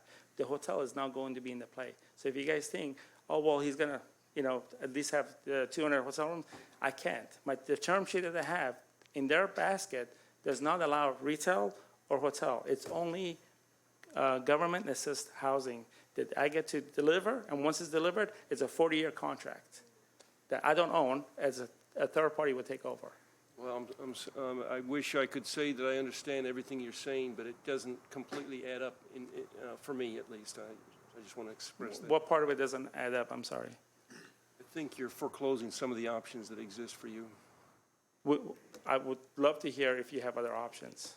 My note is coming due, sir, and I have only been able to find one financial institution that's willing to do this note and do the construction side of it. I think you'd have to reveal more of your financial information for us to get a true understanding of your situation. I'm not sure what you mean. I'm a private entity, sir. I'm not a public entity. Alderman Redpath? Corporation Counsel, could you explain to us the agreement that we have on the parking ramp with the hotel? We've just been divulged that if we don't agree this thing with a threat, that if it happens that they're going to turn it into subsidized housing. I don't think that's the intent of what we got into this agreement with them for. We got into this agreement to help support the hotel business, not to support subsidized housing. So I would like to know what our options are about clawback on the contract that we put together for that parking ramp if this thing goes, if the threats that they made tonight they go through with those. Just very briefly, there's an operating agreement with the ramp. It's a variation of one that's been in place for several decades. The original municipal ramp was 3 stories. Then the hotel owner many decades ago added 2 additional stories. So it is a combination ownership. The current agreement is an operating agreement that allows the hotel operator to have use of the ramp and has certain obligations on both sides with the city and with the hotel. I would have to take some time to look at the obligations that result from that in order to maybe assess. I'm not clear on what changes they're talking about right now. The operating agreement is in effect. If there are proposed either changes to that or some possibility of a breach of that, we would have to look at that and see what the options are. But it's my memory, forgive me for this, but my memory is I think it's a 25-year agreement, if I recall. It also includes an ancillary agreement for the use of the roof of the structure for 911 and for police communications antenna operations. So that was part and parcel of the original agreement that goes back many years. So I would ask you to work on that and bring that back to the council. Very good. Thank you, sir. Alderwoman Conley? Thank you, Mayor. First of all, I want to thank my fellow council members. They've asked most of my questions. To the gentleman who came tonight, all of you, again, thank you for your interest in and continued hope for investment in Springfield. I will admit, the Section 8 housing, the subsidized housing issue raises new concerns for me, significant ones. That said, I'd just like a little clarification. We talked about, you said a $40 million investment, but of that, $25 million was a hard cost. So can you kind of clarify a little more on what you mean by your hard costs and what's that extra $15 million and what are we looking at? Part of it's the purchase price, and the other part is design, which involves architectural, mechanical, electric, plumbing designs, all the elements that would go into a permit set to get approved for construction. In addition to that, there is a number of third parties that have to be involved in environmental studies, and the observation deck alone is the designers that we're looking at in London require a fairly large sum of money for that and for the operations of that. So, but construction hard costs, so we're talking about the window replacements and the elevators and external elevators for the observation deck is around $25 million. And add to that the purchase price and then the soft costs. Okay, and we talk, and again, I appreciate you reaching out and meeting with all of us. And we talked, I told you, when I started in Springfield, I was a waitress at the top of the Hilton, as it was back then. So I have, along with Alderman Donnellan, I do have a soft spot for this building. And I'd like to see it continue to contribute to our community and to be something that's valuable to our citizens. And to bring new citizens. To bring use to the citizens, yes. No, to bring new citizens into Well, that would always be nice, wouldn't it? Okay, I'll just leave it at that. Everyone else has asked, I think, the majority of my remaining questions, so thank you. Alderwoman DeSenza? Thank you, Mayor. I lived in a 350 square foot studio apartment in Chicago, and I loved it. It was the best, probably the best place I ever lived, because it was small and I had to, Chicago. keep all my stuff down. But that being said, this isn't Chicago. It's not Champaign. It's not San Antonio. We're a different demographic, and we would love to have a market for that sort of thing. I don't believe we do. And I can tell you right now, these numbers are completely incorrect. 17,800 state employees, they're not all back to work. Public school employees, those, I don't believe these numbers are correct. I took them from the State Journal Register of May. There's your problem. No, I'm just saying where they came from. Well, I'm not going to touch that one. But I'm just saying that, UIS is not 2 miles from downtown. So, there are some discrepancies in these numbers. They're not right. That being said, I love the idea, and I love the vision, but we need the hotel rooms. That's our bread and butter right now. We need the tourism. We have these contracts in place. That's what we need. So I respect what you're doing, and my heart goes out to you for the position you're in. But this is a tough one for us. I just want to show just one, what we're thinking about for the hotel side of this. I don't know how to get that back up. Yeah, I know the other one.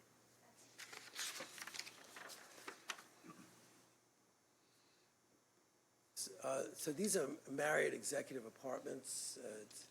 It's one of their higher end brands. And basically, these are, in essence, luxury apartments that are functioning as hotel rooms throughout the world. And they tend to sell out very quickly. And so this would be our vision of what we would do on the units that would be committed towards the hotel. And I don't think that Springfield has anything like this. You know, when I went to go shop the comps for residential, I also went to go visit all the hotels. And so our goal would make the hotel side really shiny and beautiful.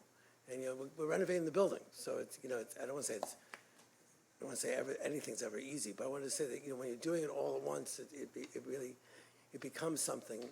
And I don't, you know, I can't say that it would be a Marriott. I mean, we know Marriott well, but this would be the idea that we would have for the hotel side, which is very different than what's existing there now, and is also very different than what exists at the DoubleTree. I know it, you know, somewhat it's the numbers because you have to capture, but I do think that Springfield, you know, deserves really a top of the pyramid type of hotel hospitality experience. I don't disagree with you. I'm all about the luxury. You know, I've lived in San Diego and Los Angeles and Chicago. I get it. I'm not sure Springfield does. We're a corn dog and donut kind of town. But you also get 1 million something visitors a year. And We there- do, and we there do. are- But they come here because it's affordable. And they come here because there's lots to do and see that is free or inexpensive. So, I mean, we all have, some of us have jobs outside of here, and my job outside of here gives me a lot of knowledge about what goes on as far as tourism goes in the state and in the city. So I respect your position. I'm not sure I agree with it. Alderman Williams? Yes, so, you know, the position I'm taking is 80 rooms is better than none. And that's our hard reality. There's an amendment on the floor, you know, as amended to have 80 rooms to be a part of this. When it originally was none. You know, it was all gonna be hotels. So you guys agreed to do the 80 rooms. I just think that we have to really think through this. We keep always wanting to say, oh, this convention, that yeah, that's true. But our reality is our reality. Just like COVID can come in and cancel all of them. So, I mean, we have to react and live in today. We would love for everything to be fine over there. Everything is not fine. The owner is saying to us his options. One of his options, we know we don't want that to happen, but yet we're saying, well, we're definitely not going to do that, and I think you got other options and all this kind of stuff. I just think we should, if we're going to get 80 rooms out of this, you know, that's better than none. And I think that's what we're going to do. If we don't support this, I'm going to support it. If we don't support it, we're going to have put ourselves in the worst situations about what we're very so much concerned about, hotel rooms. That's all. Yeah, I'd ask Scott Dahl to come up. I had a couple questions on that. And actually, Darren Dame, since he was in the meeting that we discussed the other option. One is the State House Inn, that's, you know, by the Capitol. How many rooms does that have? 125, give or take. 125? Yeah, give or take. And then was that figured in your mix? I guess that's what we probably need to know if you can, and you don't have to answer it now, but one of the terms that was thrown out was goes dark. I mean, what happens if, you know, we don't know the options. I mean, he's saying that he'll just do 200 apartments, then we have 0. What's that do? I guess we're in a similar spot at that point. I think that's up to economic development and the city council to determine if that's the course that's going to be taken or not. That has not been my experience, spending 25 years in the hotel industry. Typically, the bank will take it back, they'll put it into receivership, they'll hire a management company, and it will continue to operate as a hotel until they sell it again. Again, I'm not for sure what position that tower's in, but that's been my experience, again, working with Illinois Hotel Lodging Association for 16 years. And Darren, I don't know if you've had that experience where hotels taken over in receivership. Is the transition like, okay, out with the old, in with the new, or is there, it actually shuts down for a while, or how's that work? There's been both ways. Typically, the bank will try to keep the cash flow going, so they'll keep it running. But we've had situations where I've experienced where it needed to be shut down and work done on it, and then they open back up. And then I guess for Mr. Rajabi, it sounds like, what you're saying, if I'm understanding it correctly, you're saying that you're not going to let the bank, you have another arrangement for financing outside of just letting the bank take it back. No, absolutely not, sir. I'm liquid, and I have enough cash to be able to even write off, pay the bank. So I buy properties from banks. I buy distressed property. I bought this from bankruptcy, and I already have a term sheet. The only problem is, I love hotel business. I really do. That's my passion. But I don't have much option. I don't want to have this hotel where I have to continue to operate like this. I don't want to do government assist housing. I don't. That's not in my business plan. But that's the only option I have because the building still has to be updated to a certain degree. But it won't be the amount of money that Mr. Mitchell and his team are going to do. So if you guys, that's why I want to make sure you guys understand my position. I apologize if it's coming across as a threat. I don't want to threat you guys. I'm just telling you my position. This hotel is not going to the bank. They have called a note, but it's not going to the bank. So Have you ever had a hotel go back to the bank? absolutely not, sir. No. Is that even an option or, like it stated or? An option to give this back to the bank? No, absolutely not. Why would I do that? There's no reason. I have enough liquid to take care of the note, but the point is, what happens after that? I need to maintain the building, and the only option is the lender that I have, the term sheet that they've given me, they don't do hotels. They don't do retails. The only thing they do is government assist housing. And they have someone to buy it out after I finish. And it's a 4-year contract. After I you mean, David finish should probably what? explain, you probably have seen it in the financial world that, how they operate. But this is new to me. I don't do apartments.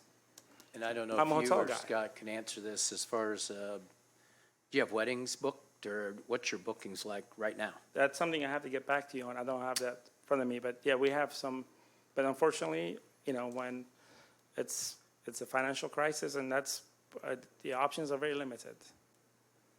Al, you are not helping us right now. I'm telling you the fact. I'm telling you where the position I'm in. The mayor just asked you don't know what you have booked at all for the next 2 or 3 months, and you was coming in front of us tonight? Come on. Alderwoman, I am the owner of the hotel. I have over 800 employees. I don't handle the day-to-day operations on every one of my properties. This is not the only property that I own. But this is a serious matter that you're talking about here tonight. I'd be happy to get you that information. I'm hoping that my colleagues, I don't know if that's going to help them out with their vote tonight. But We're David, asking you questions to try to help you. I know, but do you want me to lie to you? I don't know the exact number. I mean, you're asking me something that I don't know. I can't just make up stuff. Okay. Yeah, I'd ask, I'm sorry, I don't know. Have you planned a transition schedule? As far as how things would transition if you have bookings or whatever they are? No. How's that, if you say this goes through, what's the transition? Is there a transition plan or not, or as far as retaining what's on the books? So if this does go through, then I will basically be buying the note myself and basically do the transition as it comes. I think we have it 30 days, is it? I don't remember. I have to look at the contract, but we basically will be discussing the change over. But again, also if Mr. Mitchell and his team take over, they're not going to shut the hotel. I mean, I don't want to speak for you. Are you all going to shut the hotel down right away? No. If you'd like to stand up and No, address it. they'll continue to operate. So in our process, if we get the approval tonight, would be to give Joe Petty full green light. It would probably take him a number of months to produce permit drawings. Once it comes to the city of Springfield, building department, there's usually a back and forth. I mean, this is a large, complex project. A number of third-party reports would come into that permit application. So there'd be a number of months before a permit would be issued. And concurrently with that, we would be interviewing different contractors and, putting out a request for proposal, a bid. And so between us closing and us starting construction, I would say it's 6-7+ months, I've not worked with Joe Petty before, but we've had I've been very impressed by his previous projects, so. And so he would be driving the ship as far as the architectural. We internally in Good Homes, we have our own construction department. There's some of the bios are in the back of the book, and they've managed, billions of dollars of construction that we do. And so they more manage the overall process. We also have a full-time architect and MEP engineer who don't work for Good Homes, but they're on a full-time consulting basis, so they would work alongside local professionals. Because of the age of the building and because of the deferred maintenance, we want to make sure we get it right the first time in our drawings. Usually these things overrun because your drawings are not correct. So, we spend a lot of time on that. So, I'd say, 6 months would be optimum, but I think it probably, just from what I'm seeing, in and around the facility, it'd probably be longer. Probably next February or something of that nature, where you start transitioning, if that. Yeah, at least. And, and we could talk about, how we would stage it, too. So, Alderman Williams, are you still signed up or no? I was finished. Alderman Hanauer? I'll let Alderwoman Conley go first, if you Alderwoman don't mind, Conley. Mayor. Thank you, Alderman Hanauer. Alderwoman Purchase. He's right here. Oh, okay, sorry, I didn't see it. I don't see, and I was looking at my emails, and Mayor, maybe you know, did we get anything from Downtown Springfield, Inc. with a position on this issue? Let's see, I think so. I don't see anything, that's what I was trying to find. Well, let me look. And Or I if know- someone's from DSI would like to come up and speak. It says, DSI Exec Board voted to be in favor of the conditional use zoning parameters that we put forward. Executive Board does echo Director Dahl's concern for convention and hotel space, which is important to consider. Yep. If you'd like to come forward, state your name, please. Brian Wojcicki, Ward 2. That helps. Hey. There you go. Immediate past president DSI. The mayor accurately reflected. The exec board's been trying to meet. We recognize the importance of moving forward. The conditional amendment was important to have our support for that.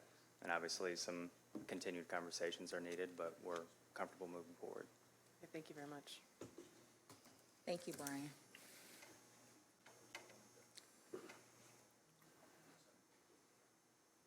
Anything else, Alderwoman Conley? No, thank you, Mayor. Alderman Hanauer? Yeah, Mayor, I asked that we call the question.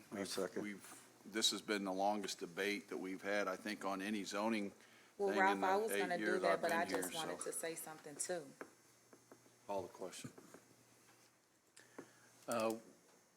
Alderwoman Purchase? I was gonna call the question, but I just wanted to end it and say thank you to DSI for coming to also speak and let us know where you stand, because this was a very hard decision for me too, listening to all the businesses downtown, and then what Al was telling us, which kind of, I think, didn't help us tonight neither. So I'm hoping that we can get through this, but if not, you will have to understand the position that we was just putting in. We have to have 7 votes for this, is that the case? Well, if there's unanswered questions, I'd propose that we wait a week and vote on it at have a special council meeting, but if that's not going to change anybody's mind, we should just take the vote. Just do it. And I don't know if there's any my last outstanding question was that,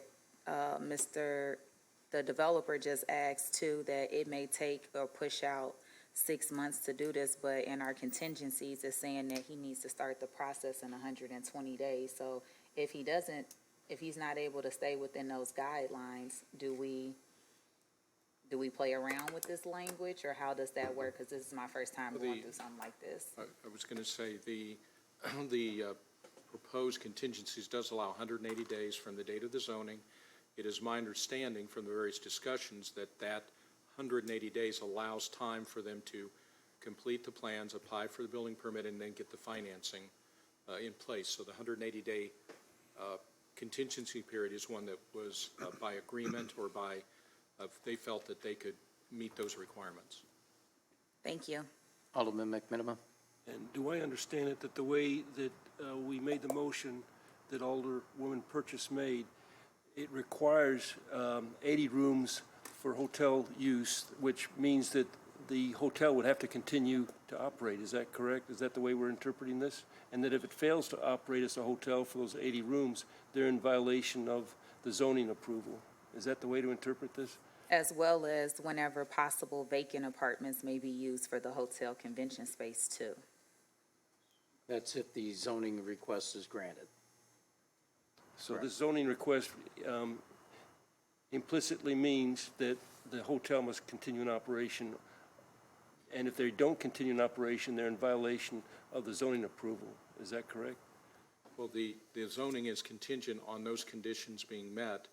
That would not affect, for example, if they had to close for renovation periods and things of that nature, but there would be the limitation that the minimum of 80 rooms would have to be set aside for hotel use. But there may be closings or closures. Temporary closures is what you're saying. For renovation and things of that nature. Cheryl? Attorney Zirkle, just to be clear, the purpose here is part of the $25 million, a significant part, is going to go to renovate the hotel rooms. Obviously, the hotel rooms can't be occupied while they're being renovated. But the intention is the continued use of the 80 rooms as hotels. Are you comfortable with that, Mr. Zirkle? I think that's what I just had mentioned to Alderman McMinimum, that, there may be periods for closure simply because of renovations and things of that nature, but that would be common business practice. It would not be a case where the 80 rooms could, for example, be converted to a permanent apartment use without coming back for clarification or additional zoning. The 80 rooms are to be used for hotel use, and that's been talked about extensively. But part of that would include if they have to be closed or renovated or updated or things of that nature. I just wanted to be clear that there's no intention to leave the rooms in their current condition and call that the 80 hotel rooms. The intention is to upgrade those. So thank you. Thank you. Anything else, Alderman McMinima? That's it. Thank you, Mayor. So the motion on the floor is to pass with the parameters that were read into the record. All in favor, vote yes. Those opposed, vote no. The voting is now open.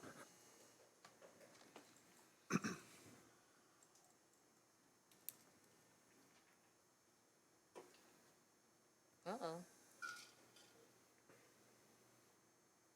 Joe? Oh, sorry, I pushed it, but it doesn't. Sorry about that. And it needs 7 votes. So the motion fails. That was the amendment. Is there a vote on the ordinances?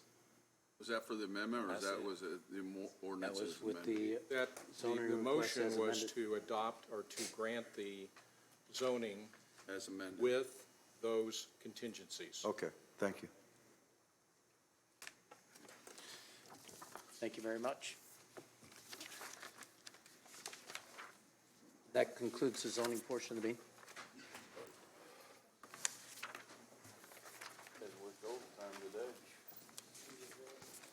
Welcome to our world, Matt.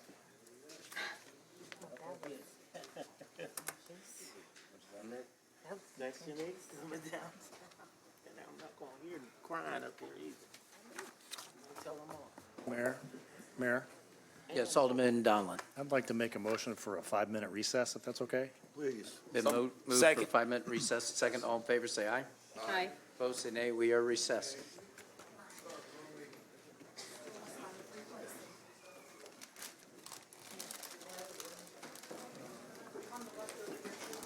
Y'all always fight.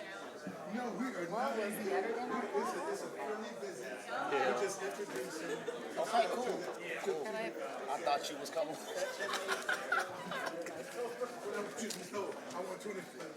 We're gonna have Section 8 apartments downtown if you don't, you know. You're gonna love it. Yeah, and guess what? We're gonna be even shorter. We're gonna be even shorter on our rooms for our convention.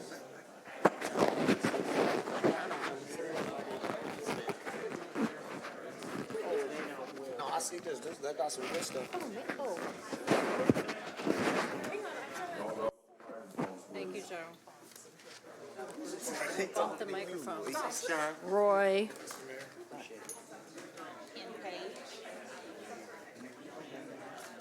You still here?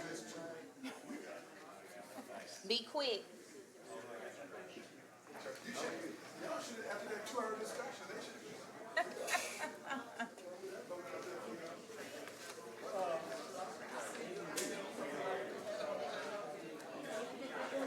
Oh.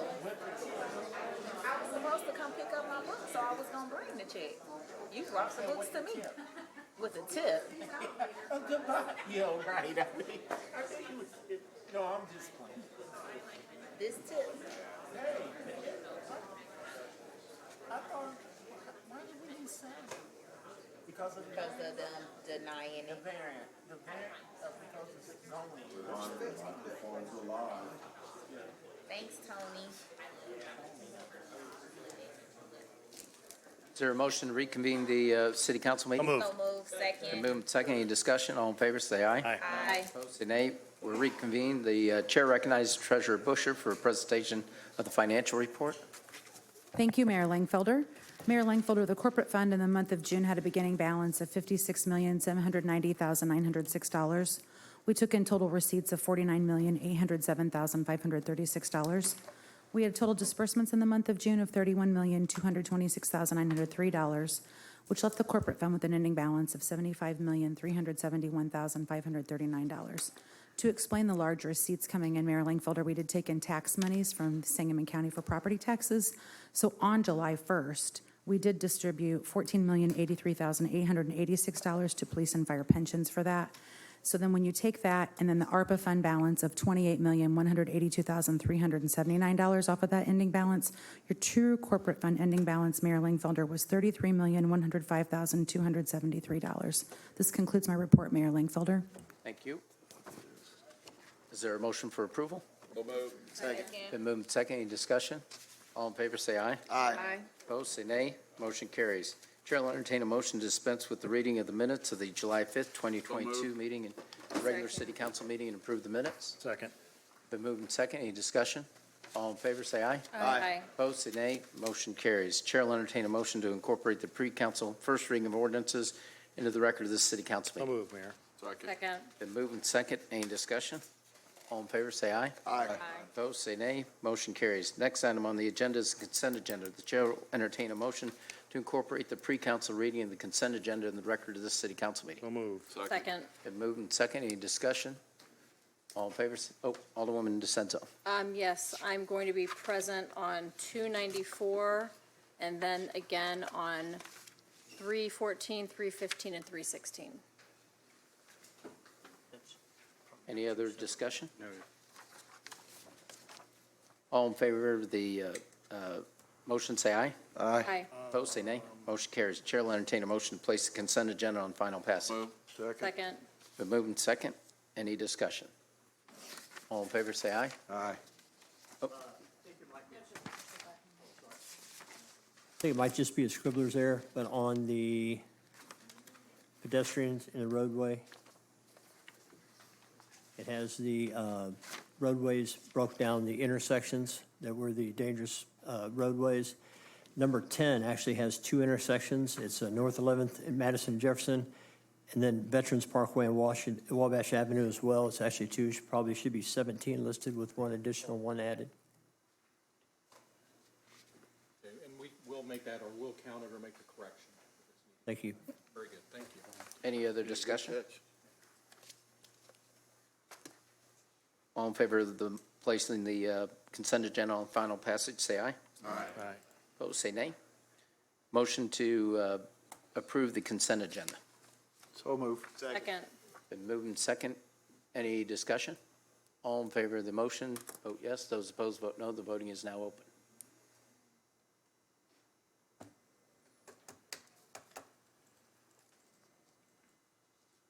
My button's sticking today. Mine too. Yeah, I've already pushed it once, I'll push it again. And the consent agenda passes, 10 voting yes, none voting no. Agenda number 2021-337, 2022-256, and 2022-285 remain tabled during committee. Is there any motion on any of those? Next item on the agenda is number 2022-272, an ordinance approving aldermanic districts pursuant to the 2020 National Decimal Census. The chair will entertain a motion to place agenda number 2022-272 on final passage. So move. Second. Been moved and second. Any discussion? Mr. Mayor? Oh, I'm sorry, Alderman McMinimum. Yeah, I think the Regional Planning Commission did an outstanding job with the first map, and the map before us now is pretty good, too. I'm going to speak to, the changes that took place in Ward 7, because other than Ward 7 and the adjoining wards, there isn't much change. And I'm just going to be consistent with my position of 10 years ago, that we should accept the map drawing without the aldermen getting their fingers on it and changing things around. That's my position, and it's not just my position at City Council, it's my position with state government. The parties shouldn't draw the maps for a certain party. We should have an independent group that draws the map, and if I recall, we had that on a referendum by the voters of Illinois, and it passed, but then the Illinois Supreme Court said, nope, we want to keep the legislature involved because of the way the Illinois Constitution is written. But at any rate, I think it's a mistake for the parties to get involved at the state level. I think it's a mistake for the parties to get involved at the county level. And I think it's a mistake for the aldermen, the elected officials, to get involved at the city level. Now, I'm going to make some comments here now that I hope it doesn't arouse some of the aldermen, but I just have to substantiate my point of view. I think when we start modifying the map, the argument can be made that it's self-interest and it's self-serving. So I'm going to just point out that, I think I got 10 precincts. 3 of my precincts have been moved elsewhere. Now, let's look at those 3 precincts. Precinct 54. My opponent last time, who's going to run again, only got 35% in that precinct. Only got 35%. I'm talking about Brad Carlson, and I think he's going to run again because he's attending the meetings. So, now, Chuck? Joe, I'm letting you talk. So, okay.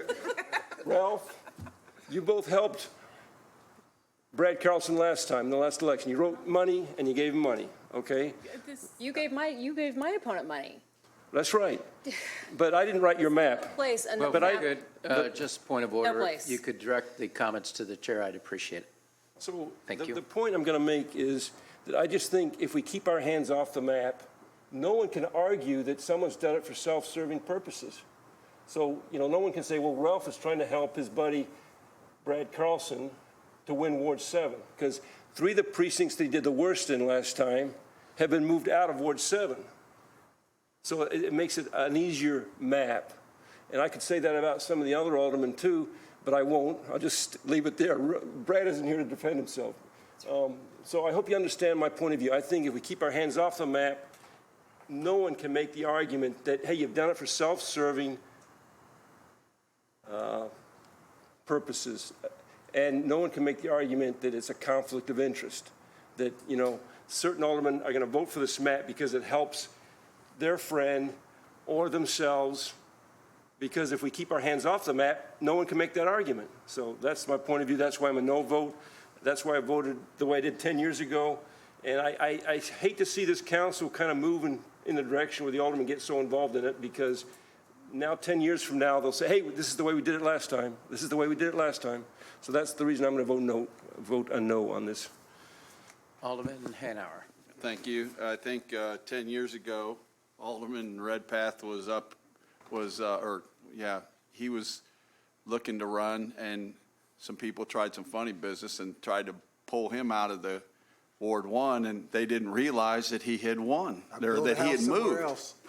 So he kind of snuck under the radar. So aldermen were involved then too. I can assure you that neither party was involved in this map, guaranteed. As far as your opponent, I can tell you that never came up in my mind, and you can allege what you want. The first map, I lost almost 30% of my ward, my current ward, 30%. And while you looked at Ward 7, it didn't look like you lost anything. So, I had a lot of people that reached out, and they were concerned about that because, I work hard for my ward just like everyone else does here. I think this map is a fair map. I think that it moves people southwest, which is where people are going. Ward 8 has been traditionally in that area. Alderman, your ward moved to the south and the west, and as the city required.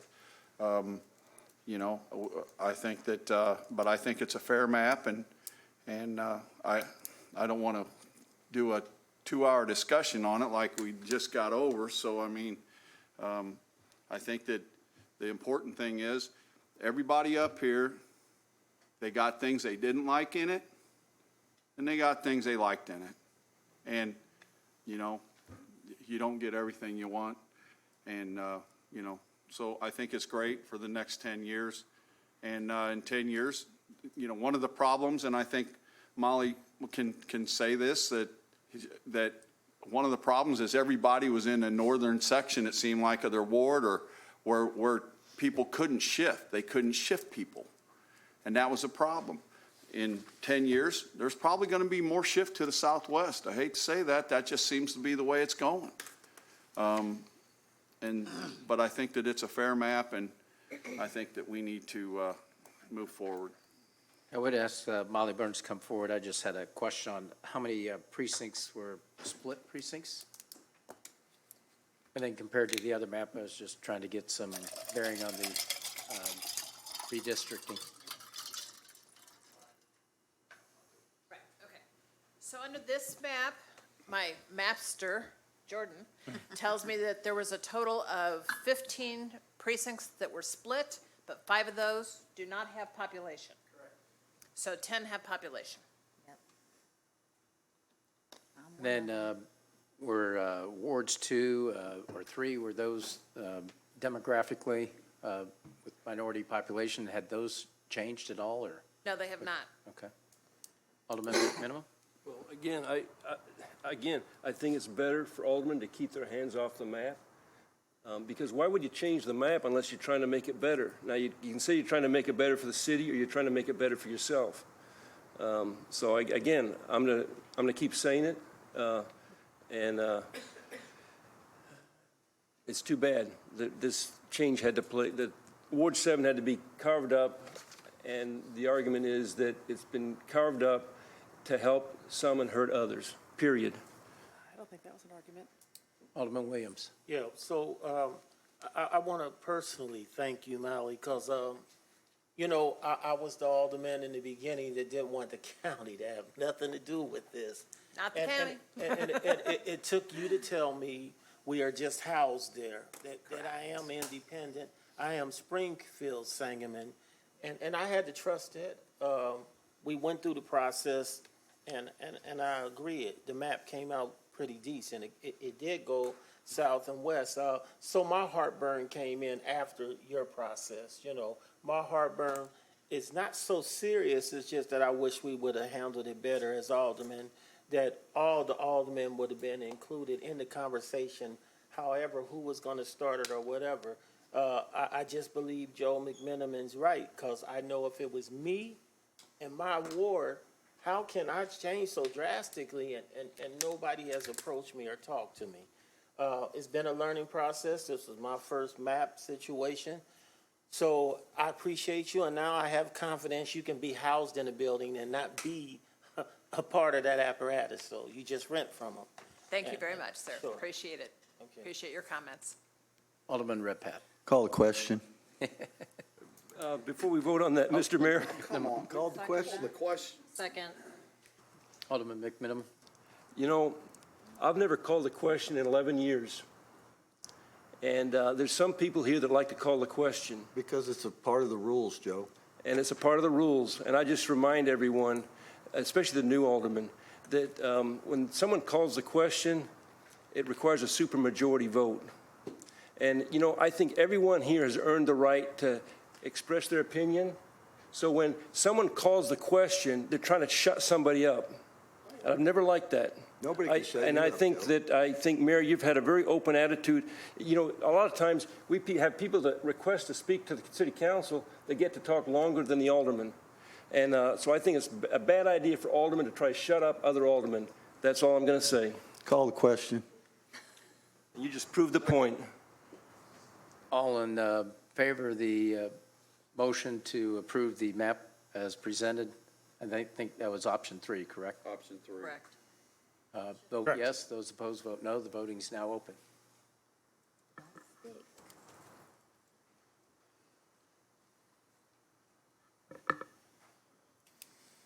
And the motion passes 8 voting yes, 2 voting no. Thank you, Molly, for your help and your. Thank you, Thank you, Thank you, Molly. Molly. Very Thank much. you.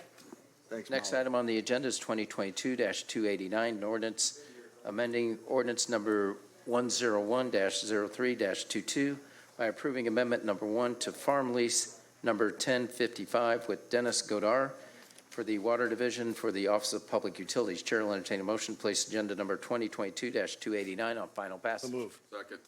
The movement second. Any discussion? All those in favor of the motion, vote yes. Those opposed, vote no. The voting is now open.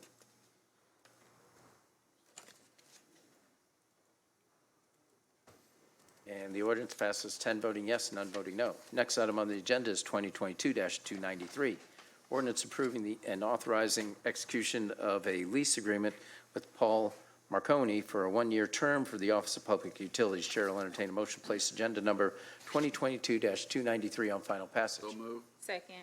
Been moved and second. Any discussion? All in favor say, or vote yes. Those opposed, vote no. The voting is now open. My button's sticking. I'm saying yes, it's not working. And the motion passes 10 voting yes, none voting no. Mr. Mayor, Next item on the agenda is 2022 yes. I'd like to make a motion for an omnibus vote for agenda items number 2022-302 through 307. Second. Been moved and seconded for an ominous vote on 2022-302 to 2022-307. And second, any discussion? All in favor of the motion, say aye. Aye. Opposed, say nay. Motion carries. Agenda number 2022-302, an ordinance approving the appointment of Stephen Trutter to the Springfield Electrical Commission. Agenda number 2022-304, an ordinance approving the reappointment of Neil Hervey to the Springfield Electrical Commission. Agenda number 2022-305, an ordinance approving the reappointment of Ryan Nation to the Springfield Electrical Commission. Agenda number 2022-306, an ordinance approving the reappointment of Mark Mance to the Springfield Economic and Community Development Commission. And agenda number 2022-307, an ordinance approving the appointment of Brian B. Sue to the Commission of International Visitors. Chair will entertain a motion to place all those agenda numbers from 2022-302 to 2022-307 on final passage. So moved. Second. Been moved and second. Any discussion? Mayor, I think you Alderwoman forgot Conley? to read 303. Oh, thank you. Just want to make sure she's included.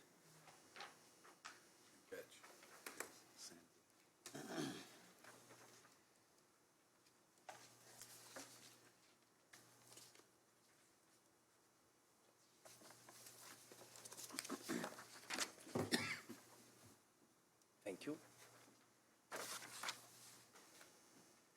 2022-303, an ordinance approving the reappointment of Cynthia J. Petheram, AIA, to the Springfield Electrical Commission. So the motion to approve 2022-302 through 2022-307 on final passage. So moved. Second. Been moved and second. Any other discussion? All in favor of the motion, vote yes. Those opposed, vote no. The voting is now open. And the appointment's passed, 10 voting yes, none voting no. Next item on the agenda is 2022-293, an ordinance approving the authorization of execution. Oh, I've already done that one, sorry. You're on 321. Yep, thank you. Next item on the agenda is 2022-321, an ordinance authorizing the execution of a contract with Fred Wanless LLC for the purchase of land and all improvements located at Dirksen Parkway, PIN 14-24.0-454-003, in the amount of $360,000 and closing costs of $10,000, and for a total amount not to exceed $370,000 for the Office of Public Utilities. Chair will entertain a motion to place agenda number 2022-321 on final passage. So moved. Second. Been moved and second. Any discussion? All in favor of the motion, vote yes. Those opposed, vote no. The voting is now open. Motion passes, 10 voting yes, none voting no. Next item on the agenda is 2022-322, an ordinance authorizing a supplemental appropriation in the amount of $1,128,130 from the city's corporate ARPA funds to the Water ARPA Fund, authorizing the transfer of funds of $128,130 from one account to another, and to authorize within the Water Fund and accept proposal number UW 23-09 with Pentair Flow Technologies doing business as Fairbanks Needs Us for the purchase of the South Fork pumps in an amount not to exceed $1,128,130 for the Office of Public Utilities. Chair will entertain a motion, place agenda number 2022-322 on final passage. Moved in second. Any discussion? All those in favor of the motion, vote yes. Those opposed, vote no. The voting is now open. And the ordinance passes, 10 voting yes, none voting no. Chair will entertain a motion to suspend with the rules and place on first reading agenda number 2022-337, ordinance authorizing the creation of an exterior rehabilitation program for exterior rehabilitation purposes for areas of the city outside the TIF districts and the Cannabis Grant District, utilizing housing building code violation fines and registration fees collected in an amount not to exceed $300,000, and authorizing supplemental appropriation in the amount of $300,000 for the Office of Planning and Economic Development. So moved. Second. Been moved and second. Any discussion? All in favor, say aye. Aye. Opposed, say nay. Motion carries. Is there any unfinished business come before the City Council? Alderwoman Purchase. I just wanted to say we had a great turnout, even though it's in my colleague's ward, Alderman Redpath. I'm sorry, Hanauer. Look like I'm better looking than he is. But I do not. We had some residents from Ward 5 that I met out there, and they really enjoyed it. So thank you to Director Dahl and my colleagues too for making sure that everyone was welcome and they had free admission. And I had left with a new hairpiece of golf balls. I've been getting questions about it all night. Are you in touch with your mothership?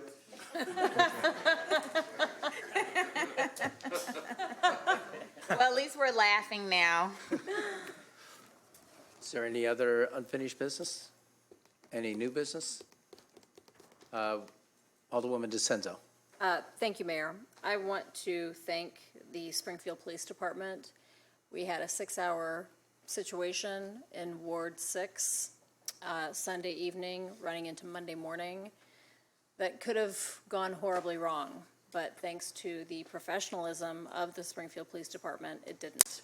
So I want to thank you that we're not on national news right now. It's a good feeling, and I'm proud of the Springfield Police Department for how this was handled. So thank you. Alderwoman Conley. Thank you, Mayor. And I'm not sure who to direct my question to. It may be for Nate.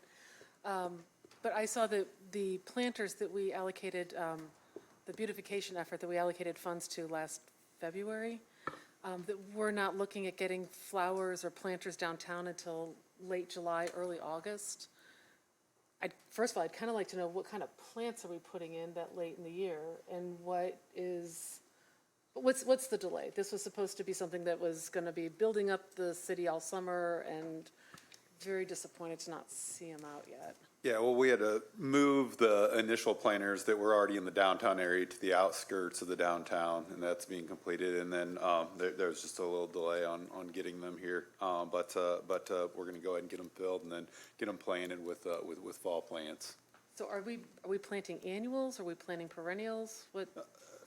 I don't have that, and I let the people that actually know how to plant and have a green thumb do that. Okay, I'll just say, it's disappointing. I was really excited to see that we were going to do some more beautification efforts for downtown. We know that downtown needs a lot of attention, coming, post-COVID, it's been stressful for everyone.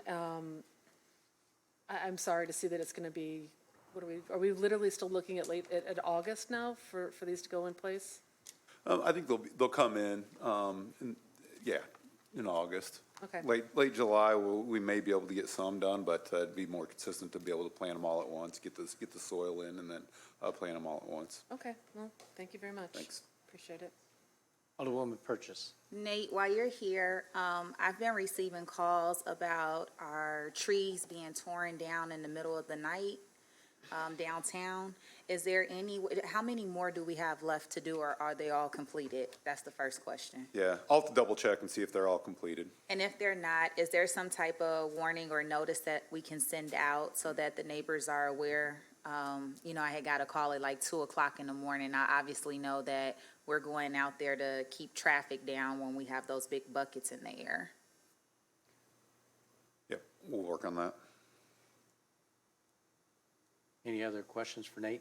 Mr. Mayor, I believe downtown restaurateur Mr. Higgins wished to address this issue, the planters, or something else. Can he be allowed to speak, Mr.? Michael Higgins, 1808 Dial Court. So on the planters, yes, they came in late, or they came in on time, actually a little early. Okay. I mean, contractor put out the bid, takes time to get the planters. And we knew that was going to happen in the meetings we've had with Massey and Massey. And so, like Nate said, they've moved the planters out, planted those, and how we will go forward with the planters that get here, because it is late, but it was going to be late, if anyone was paying attention. Then Don't start me on that. the idea was to eventually do mixed perennials and annuals Thank you. in the end result of planting them. So it'd be a mixture of both. Okay, thank you very much. But we knew they would be late to begin with, from the very beginning. Thank you. Thanks for clarifying that, I appreciate it. Any other new business?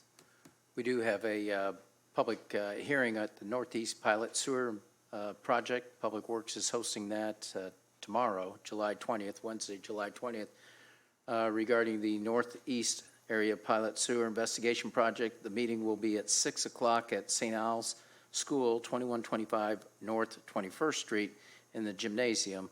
Doors will open at 5:45, and the presentation will begin at 6 o'clock, and question and answer session will occur after the presentation. And I don't know if any other new business with the individuals. And I don't know if Scott Dahl, I know he's been working on the red carpet rollout. I know they've been washing the sidewalks, things of that nature. So I don't know if you have anything you want to add to, the planters or anything else associated with that. Yeah, they've been doing gum removal downtown. They started on Adams Street.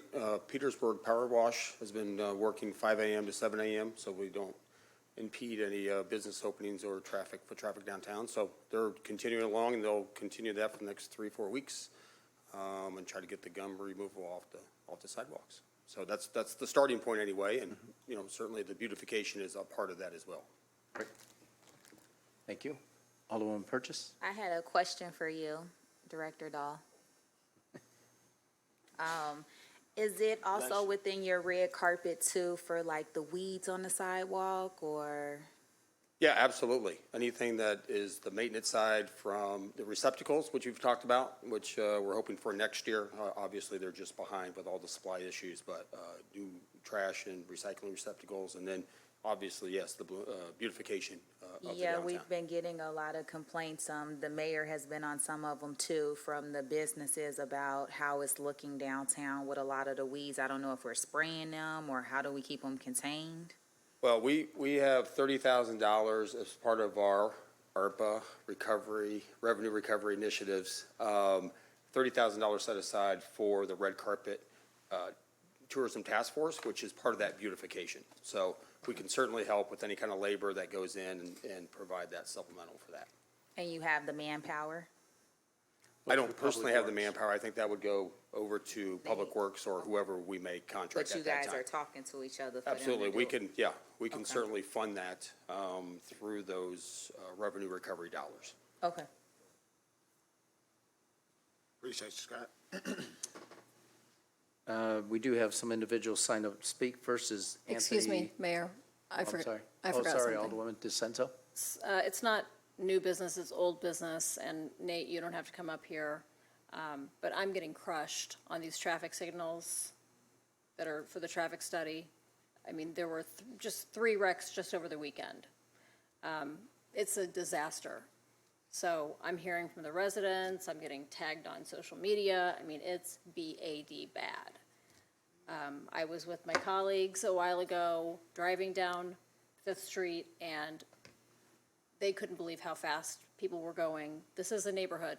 Once again, it's a neighborhood. So I really hope that it's a true study and it isn't just, I just hope you're keeping track of how many accidents there have been since this has been a study, because it is not good.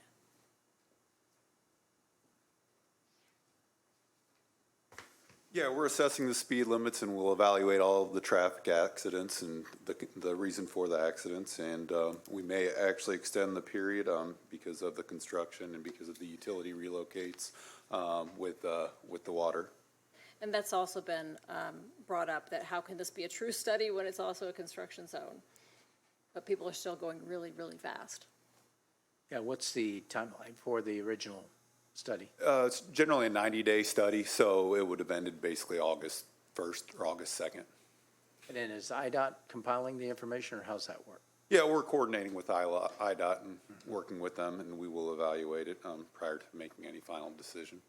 And is it in the plans, do you think, to have a road diet or move the traffic light down? Because, I think it's a congestion thing, is what they were thinking of originally, but there's no stop light No, from Stanford till They were, Ash Street, I think. it was is my what is. understanding that it was to keep the flow of traffic going. Correct, yeah. It allows for safe, efficient traffic flow, having unwarranted lights.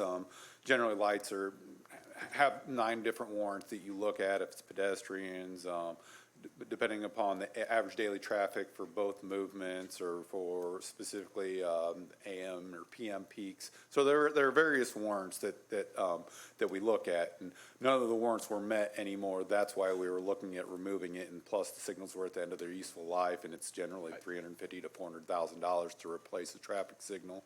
And we were going to need to be doing improvements to 56th Street, so now is the time that made most sense to study it and remove them if warranted. Okay. Any other questions on that? Thank you. Thanks. Any other questions of the council or announcements? We do have Anthony Mondon signed up to speak.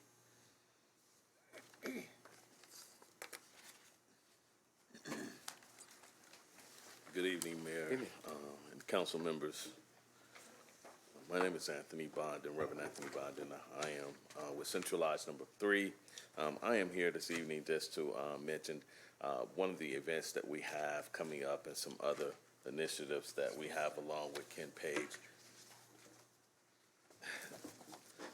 The packet that you have in front of you addresses a need that we have in our community to address men's health.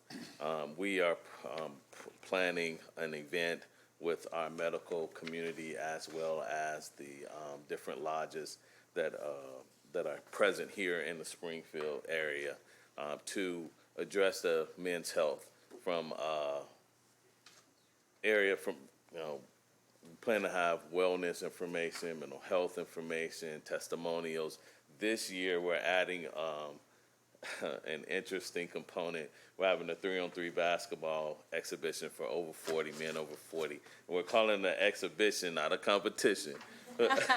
Because at that age, we really don't want to compete.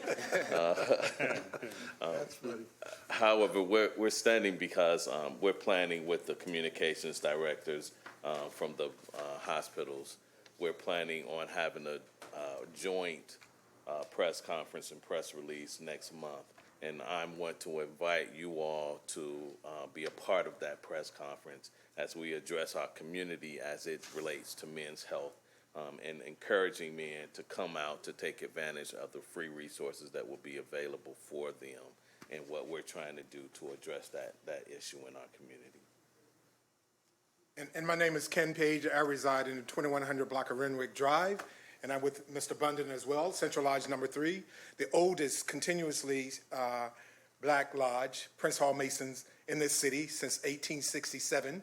And I just would like for all of you to know with this brochure here, it covers those 3 historical sites on the east side of 11th Street. So we cannot forget those properties.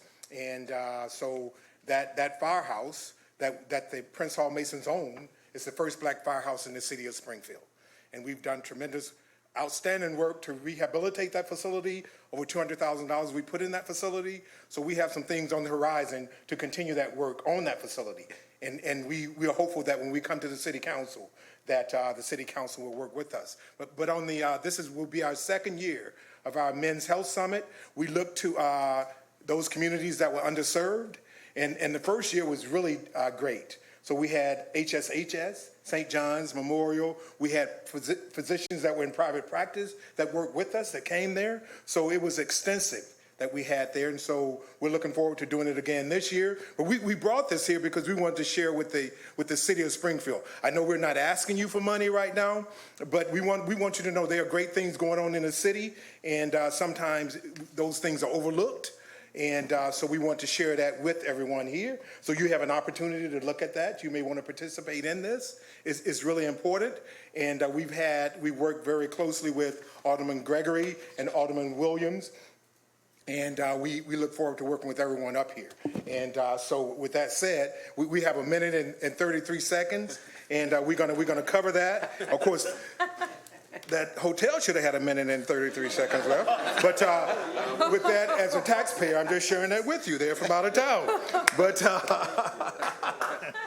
so we look forward to continue to do this. This is our 2nd year doing this. Men's Health Summit. Central Lodge number 3 is proud to put this on every year, and the turnout is tremendous. And we look forward to doing it again. So please do not forget these 3 facilities. I know Alderman Gregory has really worked very hard to make sure that these stay on the horizon. But I would like to share with you, during the 1908 race ride, William Donegan was lynched during the 1908 race ride, and he was a member of Central Lodge number 3. He was a Prince Hall Mason. So we were not excited about what happened to him, but that's part of our history and our legacy here in the city. So we own that building, and we're good stewards of that building, but that building actually belonged to the city of Springfield and the history of the city of Springfield. So the Convention and Visitors Bureau, we want to see eventually that map that shows everything west of 11th Street. We want to make sure that eventually they will include these 3 sites east of 11th Street as well, to tell people to go east of 11th Street. So we're working to do that. So we appreciate the aldermen and all of you for working to make sure that happened. So you want to say anything else? No. I know I was talking fast. That's good. Thank you, guys. Thank you. We appreciate everything. Do you have any questions of us? We have Alderman 5 seconds left. Alderman Gregory. I just want to say thank you, guys, because this is really needed, though, and we need strong men in our community to really stand up and do some things. So I appreciate y'all, and I'll be there. And I wish you could just, scoot the age down a little bit. Let me get a little something. We'll let you get in there. Believe me, it's not a good look when you have brothers over 40. It's not a good Thank look. you. You'll be there soon enough, Alderman. We're right there, Sean. Gary Pierce.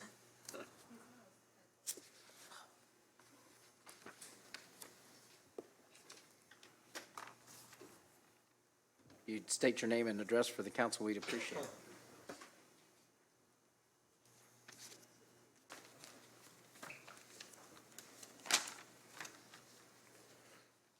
Good evening, aldermen and alderwomen. Glad to be here before you. It's kind of hard act to follow because I don't know if you have already passed this ordinance or not on panhandling, which I call almsgiving. Have y'all passed that? The safety ordinance? Yeah. Dangerous, is that just for dangerous intersections? Correct. So that don't apply to all the intersections? Correct. Okay, I just, well, maybe, maybe I made a bad decision to come here. But I'm gonna say what I came here to say anyway, Sure. okay? Is that okay with you all? Yes. Okay. There are 29 Bible verses about almsgiving. I would like to share a few, not all of them, just a few. Deuteronomy chapter 15, verse 7, do not close your hand to someone in need. Proverbs 19:17, one who is gracious to a poor man lends to the Lord, and he will repay him for his good deed. 1 John chapter 3, verse 17, but whoever has the world's goods and see his brother in need and closes his heart against him, how does the love of God abide in him? So I'm kind of glad to hear that you're not closing down all the street intersections, but I have been observing and I haven't seen that many people on the corners anymore. So I think there's been some fear struck into those people. I don't know what your policemen are doing or the deputies, but I don't see them anymore. So I don't know what's going on. But I believe in helping out anybody. I don't care what they do with the money. I know a lot of people say, well, give to these organizations. I work with these organizations, and I believe in these organizations. And I give, but I don't sound it off with sounding symbols. I just give. Now, the reason I'm against this ordinance, well, I was against this ordinance, is that I had an idea that I came up with, and that ordinance would stop my idea. And that idea would have been the solution to the problem. I would not share that idea because of past incidences where my ideas have been taken and used by others. However, I would like to quote Nikola Tesla. I don't care that they stole my idea. I care that they don't have any of their own. Now, I oppose the idea. I've been hit in a hit-and-run accident twice, once while I was parked and once while I was in the vehicle. I'm lucky to be here today. This happened in May. This is a cause that I think that we could use our policemen for, hit and run. I noticed that I was reading the paper where three officers were reassigned because they witnessed a hit and run and didn't do nothing about it. That was the situation with me the first time when it was a Springfield police officer. He wanted more of my information than he did the person that hit me and took off when I was parked. The second time the person took off, they was more concerned about me, which was good, but I was okay. But they should have been chasing after the guy, a guy, woman, whoever it was that hit me. So I wouldn't end up having to rely on my insurance company. My car was totaled. I love that car. It was a good car. I took care of that car. It was totaled. And now I had to buy another car. I didn't have a car note or anything like that, and I still don't because I ended up buying another used car. I feel like you should propose an ordinance because there's something that need to be done about that. And I'm just asking that, these are the type of issues that we should be focusing on. I don't live in the city of Springfield. I live in the township, but I still consider myself a citizen of Springfield. And I'm thinking about building me a house in the city of Springfield this time around so I can have more of a chance of doing some things within the city of Springfield. But that's what I think we should do. I think we should work on those type of ordinances where it really affects us. Thank you for your time. Thank you for letting me say what I had to say. Thank you. Thank you, Pastor Pierce. The one thing I will mention is, I know the police, they've been pretty active in the homeless outreach group, and we have Shannon Allen, who's an outreach coordinator working with the police as well as Memorial Behavioral Health, and I think that's hopefully where the people are getting the assistance and help they need, so hopefully that's part of the reason you don't see them out as much. Thank you. Mayor, would you mind if I just touch on that real quick? Because I think it is important that we share, when you say, what are the police doing? And to your point, we are committed to proactively going out and finding those individuals that need assistance and offering them assistance. That's what we're committed to. We have a great social service network in this town, and we've hired, to the mayor's point, a civilian outreach worker who has the understanding and the background and has touched the lives of many people in this community. And granted, there's a lot more that we need to do, and I get that, and we'll continue to do that. But I just want to say that I was a little taken back by that statement, because we are proactively trying to help people. That's what we do in law enforcement. That's our goal, and that's what we'll continue to do, whether people are homeless or whether people are millionaires. That's irrelevant. Our goal is to help people. So, thank you. Thank you. Thank you. Nope. Right, I don't think, yeah, he wasn't saying, right. Yeah, he was referring to hit and run, Chief. It wasn't geared towards the homeless and directly. It was more, he had 2 experiences with hit and runs incidents, and that's why he's wondering how that's handled more directly. Dennis Russell? You'd state your name and address for the council. We'd appreciate it. My name is Dennis Russell, and I live on 804 Diane Court in Springfield. Members of the council, Mr. Mayor, my name is Dennis Russell, and my family and I reside in the city of Springfield. First off, thank you all for your service to the city, for the project to beautify Springfield, and particularly for the downtown banner beautification project.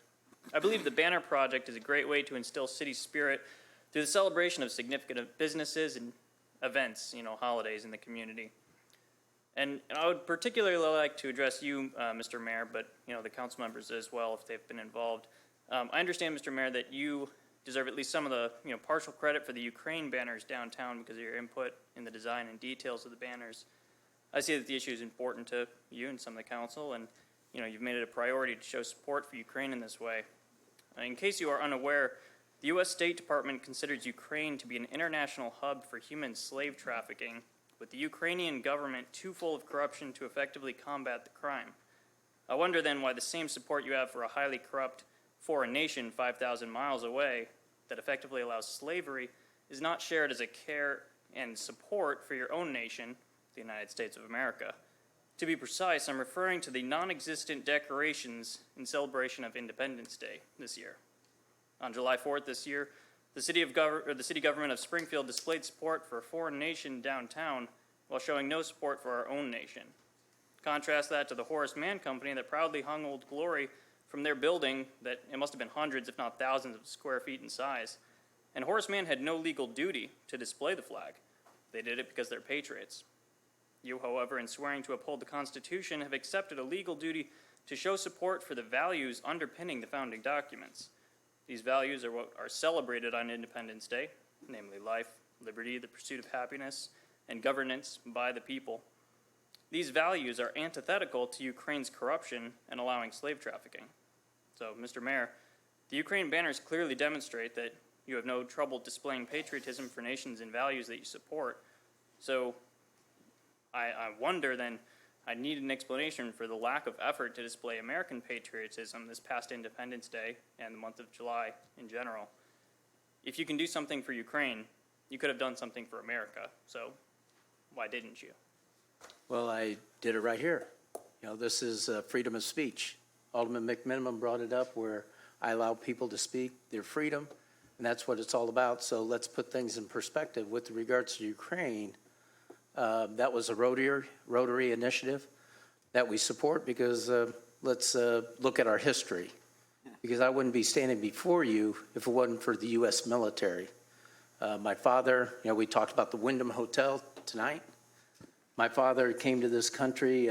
He had to flee Nazi occupation in Vienna, Austria, and when he was a teenager. So if you can imagine, you have to pack up your apartment, put everything into an attaché case with a family of 4, and flee that country.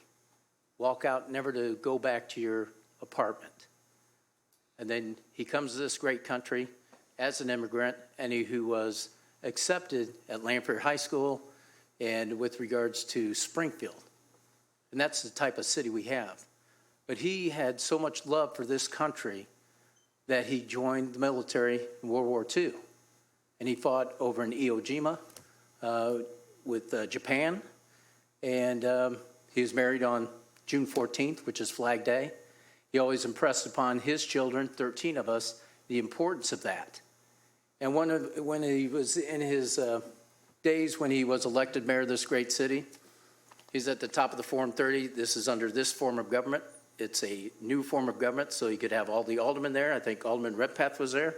They had a reception on the 30th floor, and he's looking out over the skyline. He's saying, I can't believe this. I came from a dictatorship. Now I'm the mayor of the capital city in the greatest country of the world. But on his final years, I think it was 2014, Ukraine was under attack by Russia, communist country attacking Ukraine, took over part of Ukraine. And he reflected back when he was a 12-year-old boy, the same things happening. So I'm sorry you feel that way about the slavery. I have no idea about that. All I know is they're bombing the hell out of Ukraine. And it should be a wake-up call, because it's not going to stop at Ukraine. Why do you think Switzerland is now fearful where they want to be part of the NATO countries? Is because of that attack on freedom. And so it is an important reminder, and I appreciate you coming tonight, because it is important that we remember what's happening around our world, because we are an economic, global economy, and that's what we strive for. But so hopefully you don't take offense to the sunflowers on the mansion block, because that's a reminder for everybody that comes to the Levitt Concert Series this Thursday or the Thursdays after, that we understand that we should cherish the freedom that we live each and every day. And we did have a celebration 4th of July. Hopefully you came down for it with the JCs. The City Council approved that with the Capital City celebration, all to celebrate America's freedom. And we took it a step forward with Juneteenth celebration, because Alderman Gregory had to educate us white people that really July 4th is not Independence Day for everybody, because they weren't free until much later, after the Civil War. And so that's why we made Juneteenth a holiday. But what we look at doing is, everybody has their own opinion in Springfield. We appreciate it. But the importance is to accept one another. And hopefully you come down to the naturalization. I think there's a ceremony this Friday, because I think it's the first one we're having open to the public since the pandemic. And that really shows what Springfield's all about, and where we're the center hub of accepting one another as one, especially in the city of Springfield. So, I'll share I'm sure I will pass along your remarks to the Rotary, but the reason they're so adamant about Ukraine is we have visitors that come here. And one of the last delegations we had from, before COVID was a Ukrainian delegation that came here, and they were interested in the form of government we currently have. They're very interested in how they can protect freedom, especially with slavery. As you mentioned, there's human trafficking happening right here. It's happening around the world, and they share those concerns. And sadly, one of the mayors, he became mayor, was captured by Russia. He was one of the first individuals captured by Russia during their invasion. So, luckily, by the grace of God, he was freed. But, we're here to be accepting of all individuals that seek safe harbor, regardless of the country that they come from. Well, I appreciate your invitation to all of the different events that are hosted in Springfield. I do just want to conclude by saying I think it is telling that you do not believe the celebration of Independence Day, the 4th of July, to be important, despite the fact that you're a citizen and you have taken an oath to uphold the Constitution and the values. Well, I was down there the 4th of July, and, I pledged allegiance to the flag. Hopefully you stood up. I didn't look at the audience, but I hold that in great regards. And so I sing the national anthem, where a lot of people don't.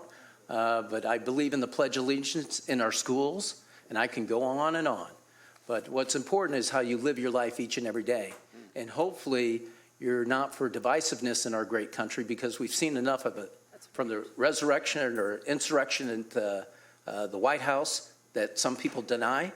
And we need to really wake up and see what's happening in our country. And this council. I think you also this need to wake up council and in see this what's city- happening in This Ukraine. council in this city has kept everything together during the pandemic. We didn't have the social unrest that other communities had, and that's because we hold the value of each person as an individual, and we look to the independence of America, and we hold true to the values of Abraham Lincoln. I don't know what you want me to say to that, but my time is up. Well, thank you very much. Next is Nick Dotson. Mr. Mayor, I think there were two people signed up to respond to Mr. Russell. Well, I'm sorry. Alderman Redpath. Mr. Russell, I understand your frustration with the politics of Ukraine, but the support that this country is showing for Ukraine has nothing to do with the political environment over there. I think you're going to see that everybody around here supports Ukraine only because of the suffering of the innocent people who are up in the middle of the war. That's all that's about. We understand that they've had the corruption in their government, and now we're informed that there's slavery there. Nobody condones that. But the poor people, like the mayor was saying, they're getting the crap bombed out of them. These people did nothing but try to live in their country, and the communist Russians came in there and tried to annihilate them. That's what the sentiment is. I was in the military for 30 years. I was a policeman for 30 years. I'm telling you something, there's nothing more important to me in this country. And, I understand your view, but it has nothing to do with the suffering that the people are under there in Ukraine. That's all I'm going to say. Thanks. Alderman McMenamin. Yeah, Mr. Russell, I was very disturbed by your comments. And, Mr. Mayor, you have nothing to be defensive about. This city council sponsored the 4th of July celebration with money, and it was unanimously supported by the city council, an ordinance brought by our mayor for a downtown celebration of the 4th of July. And this council also, by unanimous vote, supported a resolution in support of the nation of Ukraine, a nation with a population 4 times the size of Illinois, an area mass 4 times of Illinois, invaded by another country without just cause of any kind. Russia is an international terrorist organization. Over 1,000 missiles launched into Ukraine. 5 million people, refugees, families, mothers, children, hospitals bombed, residential areas bombed, and you come here and act like we're not supposed to care about that? I don't understand your point of view at all, and I think you're completely wrong in trying to, I don't know anything about this slavery issue. I know nothing about that. I read the Wall Street Journal every day. I read the Chicago Tribune every day. I read Time Magazine, U.S. News and World Report when it used to be around, all kinds of news magazines. I don't remember any information about slavery, and if it is a problem, it must be some kind of marginal issue by idiots, not by the government of Ukraine. I mean, Zelensky, Mr. Zelensky, he's a hero. I mean, he stood up to the Russians. He's a modern-day hero. No one here has as much courage as Mr. Zelensky has, in my opinion, in this room, because he's a married man with 2 children, and, the USA thought that Kyiv would be taken in 3 days. And Zelensky said, I'm staying right here in Kyiv. I'm not, USA, you want to take me out of the capital of Ukraine? He says, no, I'm staying right here. That's called bravery, courage, and everything else. And I'm just taken aback by the point of view that you've got. I'm sorry. And I'm a 30-year veteran also, a Minuteman willing to go anywhere, on any nose, anywhere, at any time to defend this country and the state of Illinois as a National Guardsman. And for you to come here and kind of challenge the mayor, I just find it inappropriate and insulting. Alderwoman DeCenzo. Thank you. Joe, I wholeheartedly agree with everything you just said, and that happens very rarely. But thank you for everything you said. Don't say because I completely agree with you. We might not agree up here. We might not like each other. but we don't question each other's patriotism or loyalty to the city. We work our butts off. This is a part-time job. He's full-time, and some other people up here are full-time. But to attack the mayor like that, and I don't stick up for him very often either. There we go. But that's offensive to me, because I do not question this man's love of this country and love of this city. That's all I have to say about that. Well said. Thank you. Mr. Mayor, may I clarify something? I do want to say that it is troubling to me that none of you have heard of the human trafficking, seeing as I got the information from the U.S. State Department's official statement on Ukraine. It wasn't some fringe or news organization or anything. It was their most recent, and the previous 4 years, I believe they've brought this up as one of the, it's not a long paper, and this is the theme that they talk about. The corruption in the government was actually identified by the State Department, and those were their words that I was using, not necessarily verbatim, but very close. So my issue is more that the council has wholeheartedly supported a nation without knowing. How can you say that you support a nation if you don't know something as simple as, the State Department's official statement on them? That seems concerning to me. Again, it wasn't the nation we were supporting, it was the innocent people who were being subjected to war without their choice. The politics of this is not even in my mind.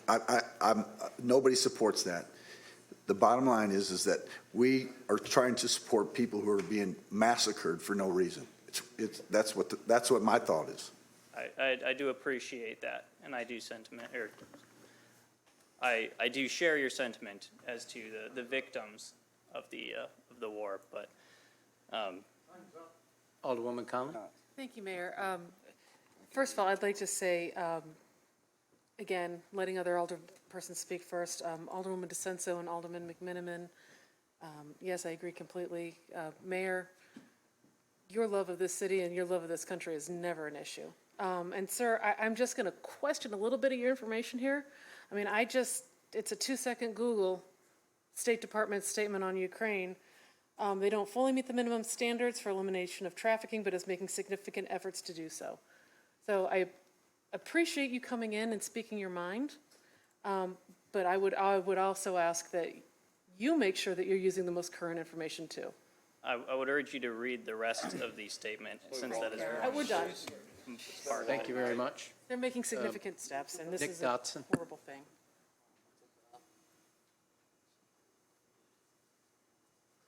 If you'd state your name and address for the council, we'd appreciate it. Sure. My name's Nick Dodson. I live in Ward 8. This won't be about hotels, nationalism, or anything like that. So good evening, and thank you for the opportunity to speak to everyone tonight. I'm Nick Dodson. I'm representing the Sangamon Valley local group of the Sierra Club, Illinois. I wear a lot of hats in this community. Please focus on Sierra Club today, okay? I wanted to address the City Council tonight on the issue of the price increases to electricity bills in the Ameren service territory and offer some additional perspectives to CWLP's presentation on the issue that was provided recently by Mr. Brown.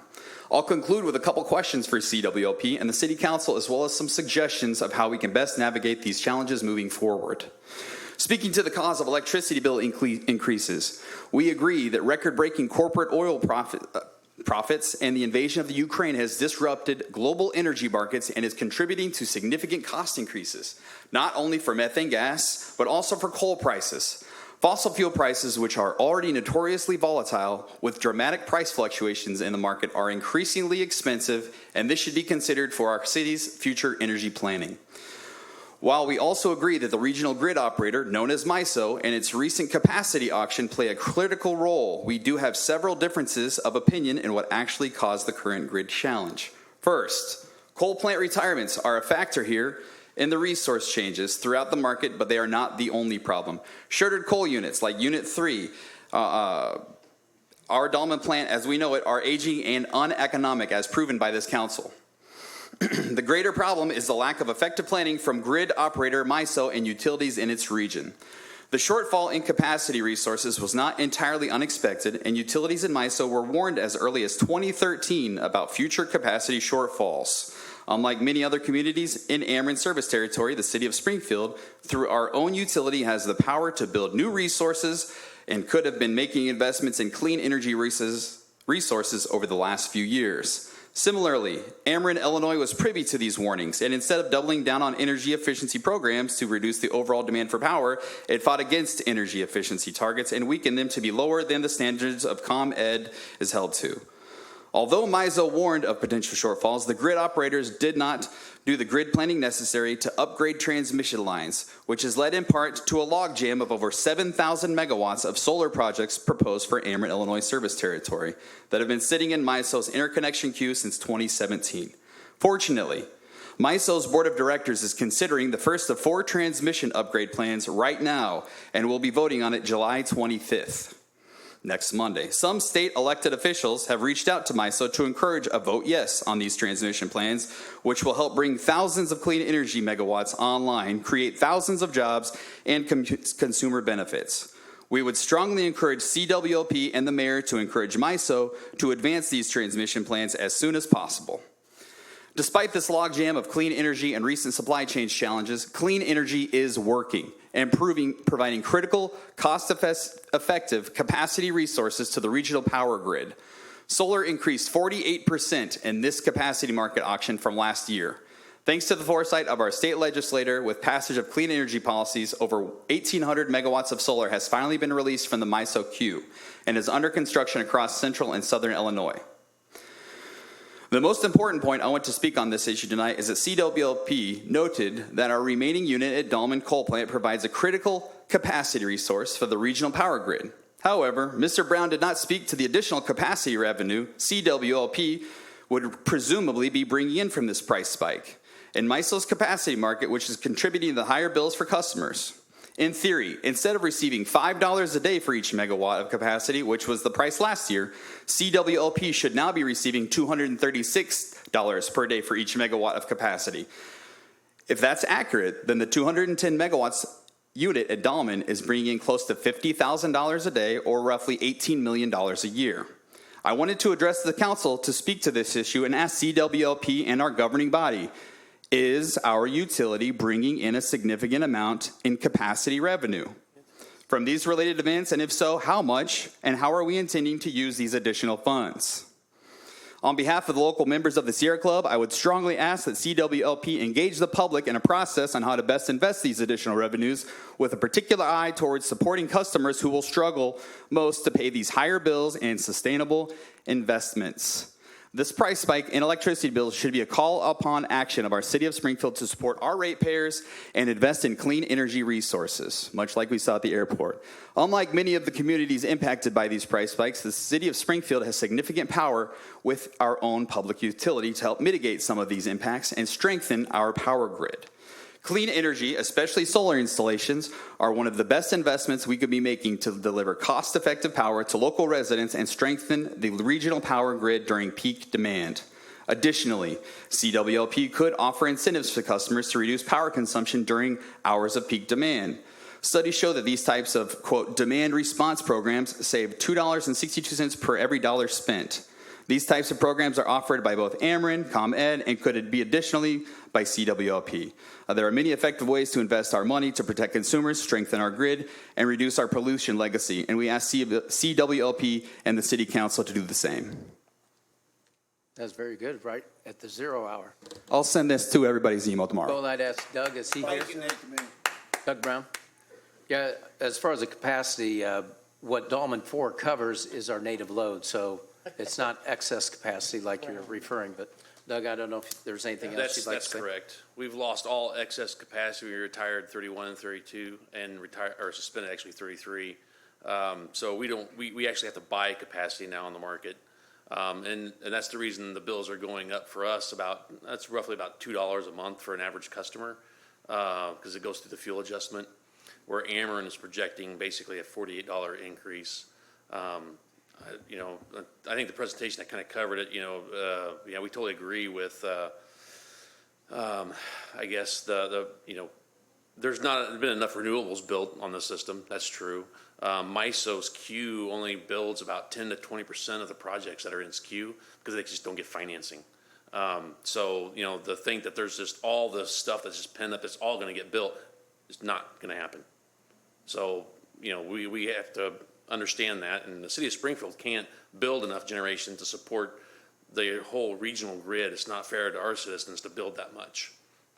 You know, we are want to pursue solar, and as soon as the pricing comes down, I think that that's something that we'll look at. But, you know, the pricing, again, that increased quite a bit through, again, COVID. Also, this whole energy crisis, the market's going up. It kind of started earlier in the year, and that's really affected pricing as well. And I think the prices that we're seeing for like solar now are coming in at, I don't think it's really even that they're true costs that they're providing us now. They're just elevating their costs because they know they can make more money. And we can't lock into a 20-year deal on that type of, you know, arrangement, I guess you say, and get upside down like we did on the wind contracts. We don't want to, you know, we don't want to repeat that. Totally agree on, you know, on offering basically kind of time of use rates in the future. That's great. We'd love to do something like that to try to kind of get everybody, you know, to think about shifting their power use from the peak time, but it requires AMI meters. I think our budget presentation was, I can't remember, maybe like 12 million or so in cost to do that kind of a setup. Right now we have what they call AMR meters, so they're not quite as fancy. They started that process, you know, more than a decade ago. So, you know, we probably jumped the gun too much for that technology at the time, but it seemed smart for them, you know, at that point in time. So anyway, so those are the kinds of things that are on our future, though, is, you know, if we can get grant money for AMI, that's something we're going to look at as a part of the Smart City Initiative kind of thing that we're doing. Thank you, Mr. Brown. Okay, thank you. Jody Porter?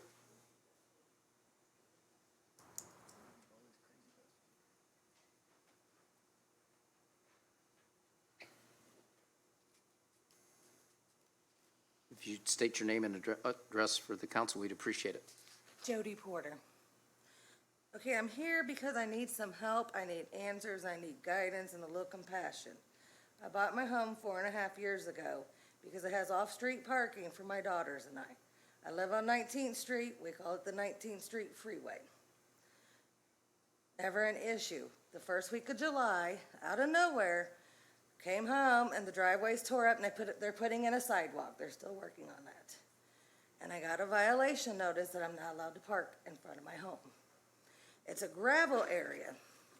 I have different directions on here that in this notice that I've been to room 306 in person. I have made phone calls and emails that have not been answered by anybody to tell me which direction to go.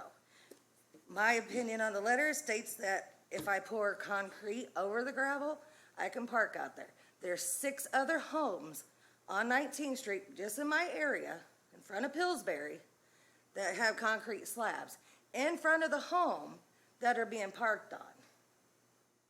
And then I get from Betsy Richbark in room 306, the only lady that spoke to me and the only lady that has tried to respond to me. She told me that, no, you can't park in the front yard. Park in your backyard. It's fenced in. I said, well, if I move this whole entire fence, dig up 7 concreted fence posts, and try to extend my driveway, and, you know, put down gravel. And then she's like, well, no, that's not going to work either. So far, nothing's worked. No idea I've had has worked. I bought this home because I have 3 daughters, and all of us work, sir. All of us. We all work. My youngest daughter's still in high school, still works at Dairy Queen in the evening. We're workers. I'm a single mom. We're just trying to get in and out of our driveway, get to and from work, and be safe. That's all I'm asking. I want to put cement or asphalt or something in front of the home so that we can park on it. It's all gravel now. There's no grass in my front yard. This was already when I bought the home. The previous owners parked there. Like I said, I parked there for 4.5 years. Now all of a sudden it's a problem. Now I have a violation. and nobody will answer me, nobody will help me. And I'm only looking this way because, Mr. Williams, you're my alderman. If you could, 19th and what? North Grand. Yeah, if you could- Pillsbury's literally in my front yard. I'm right there in front of Pillsbury.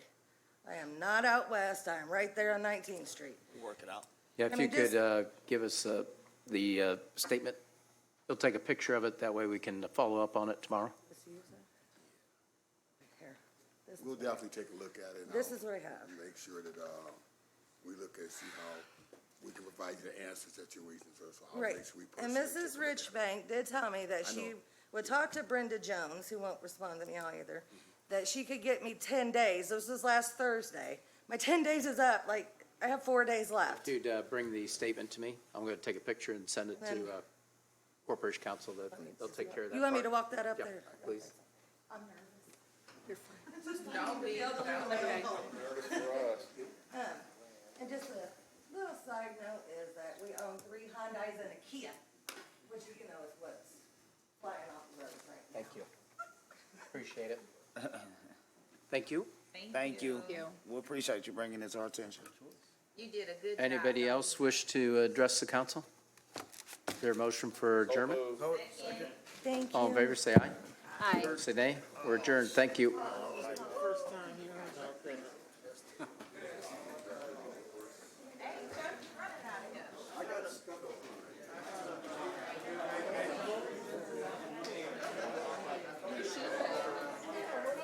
Thank you.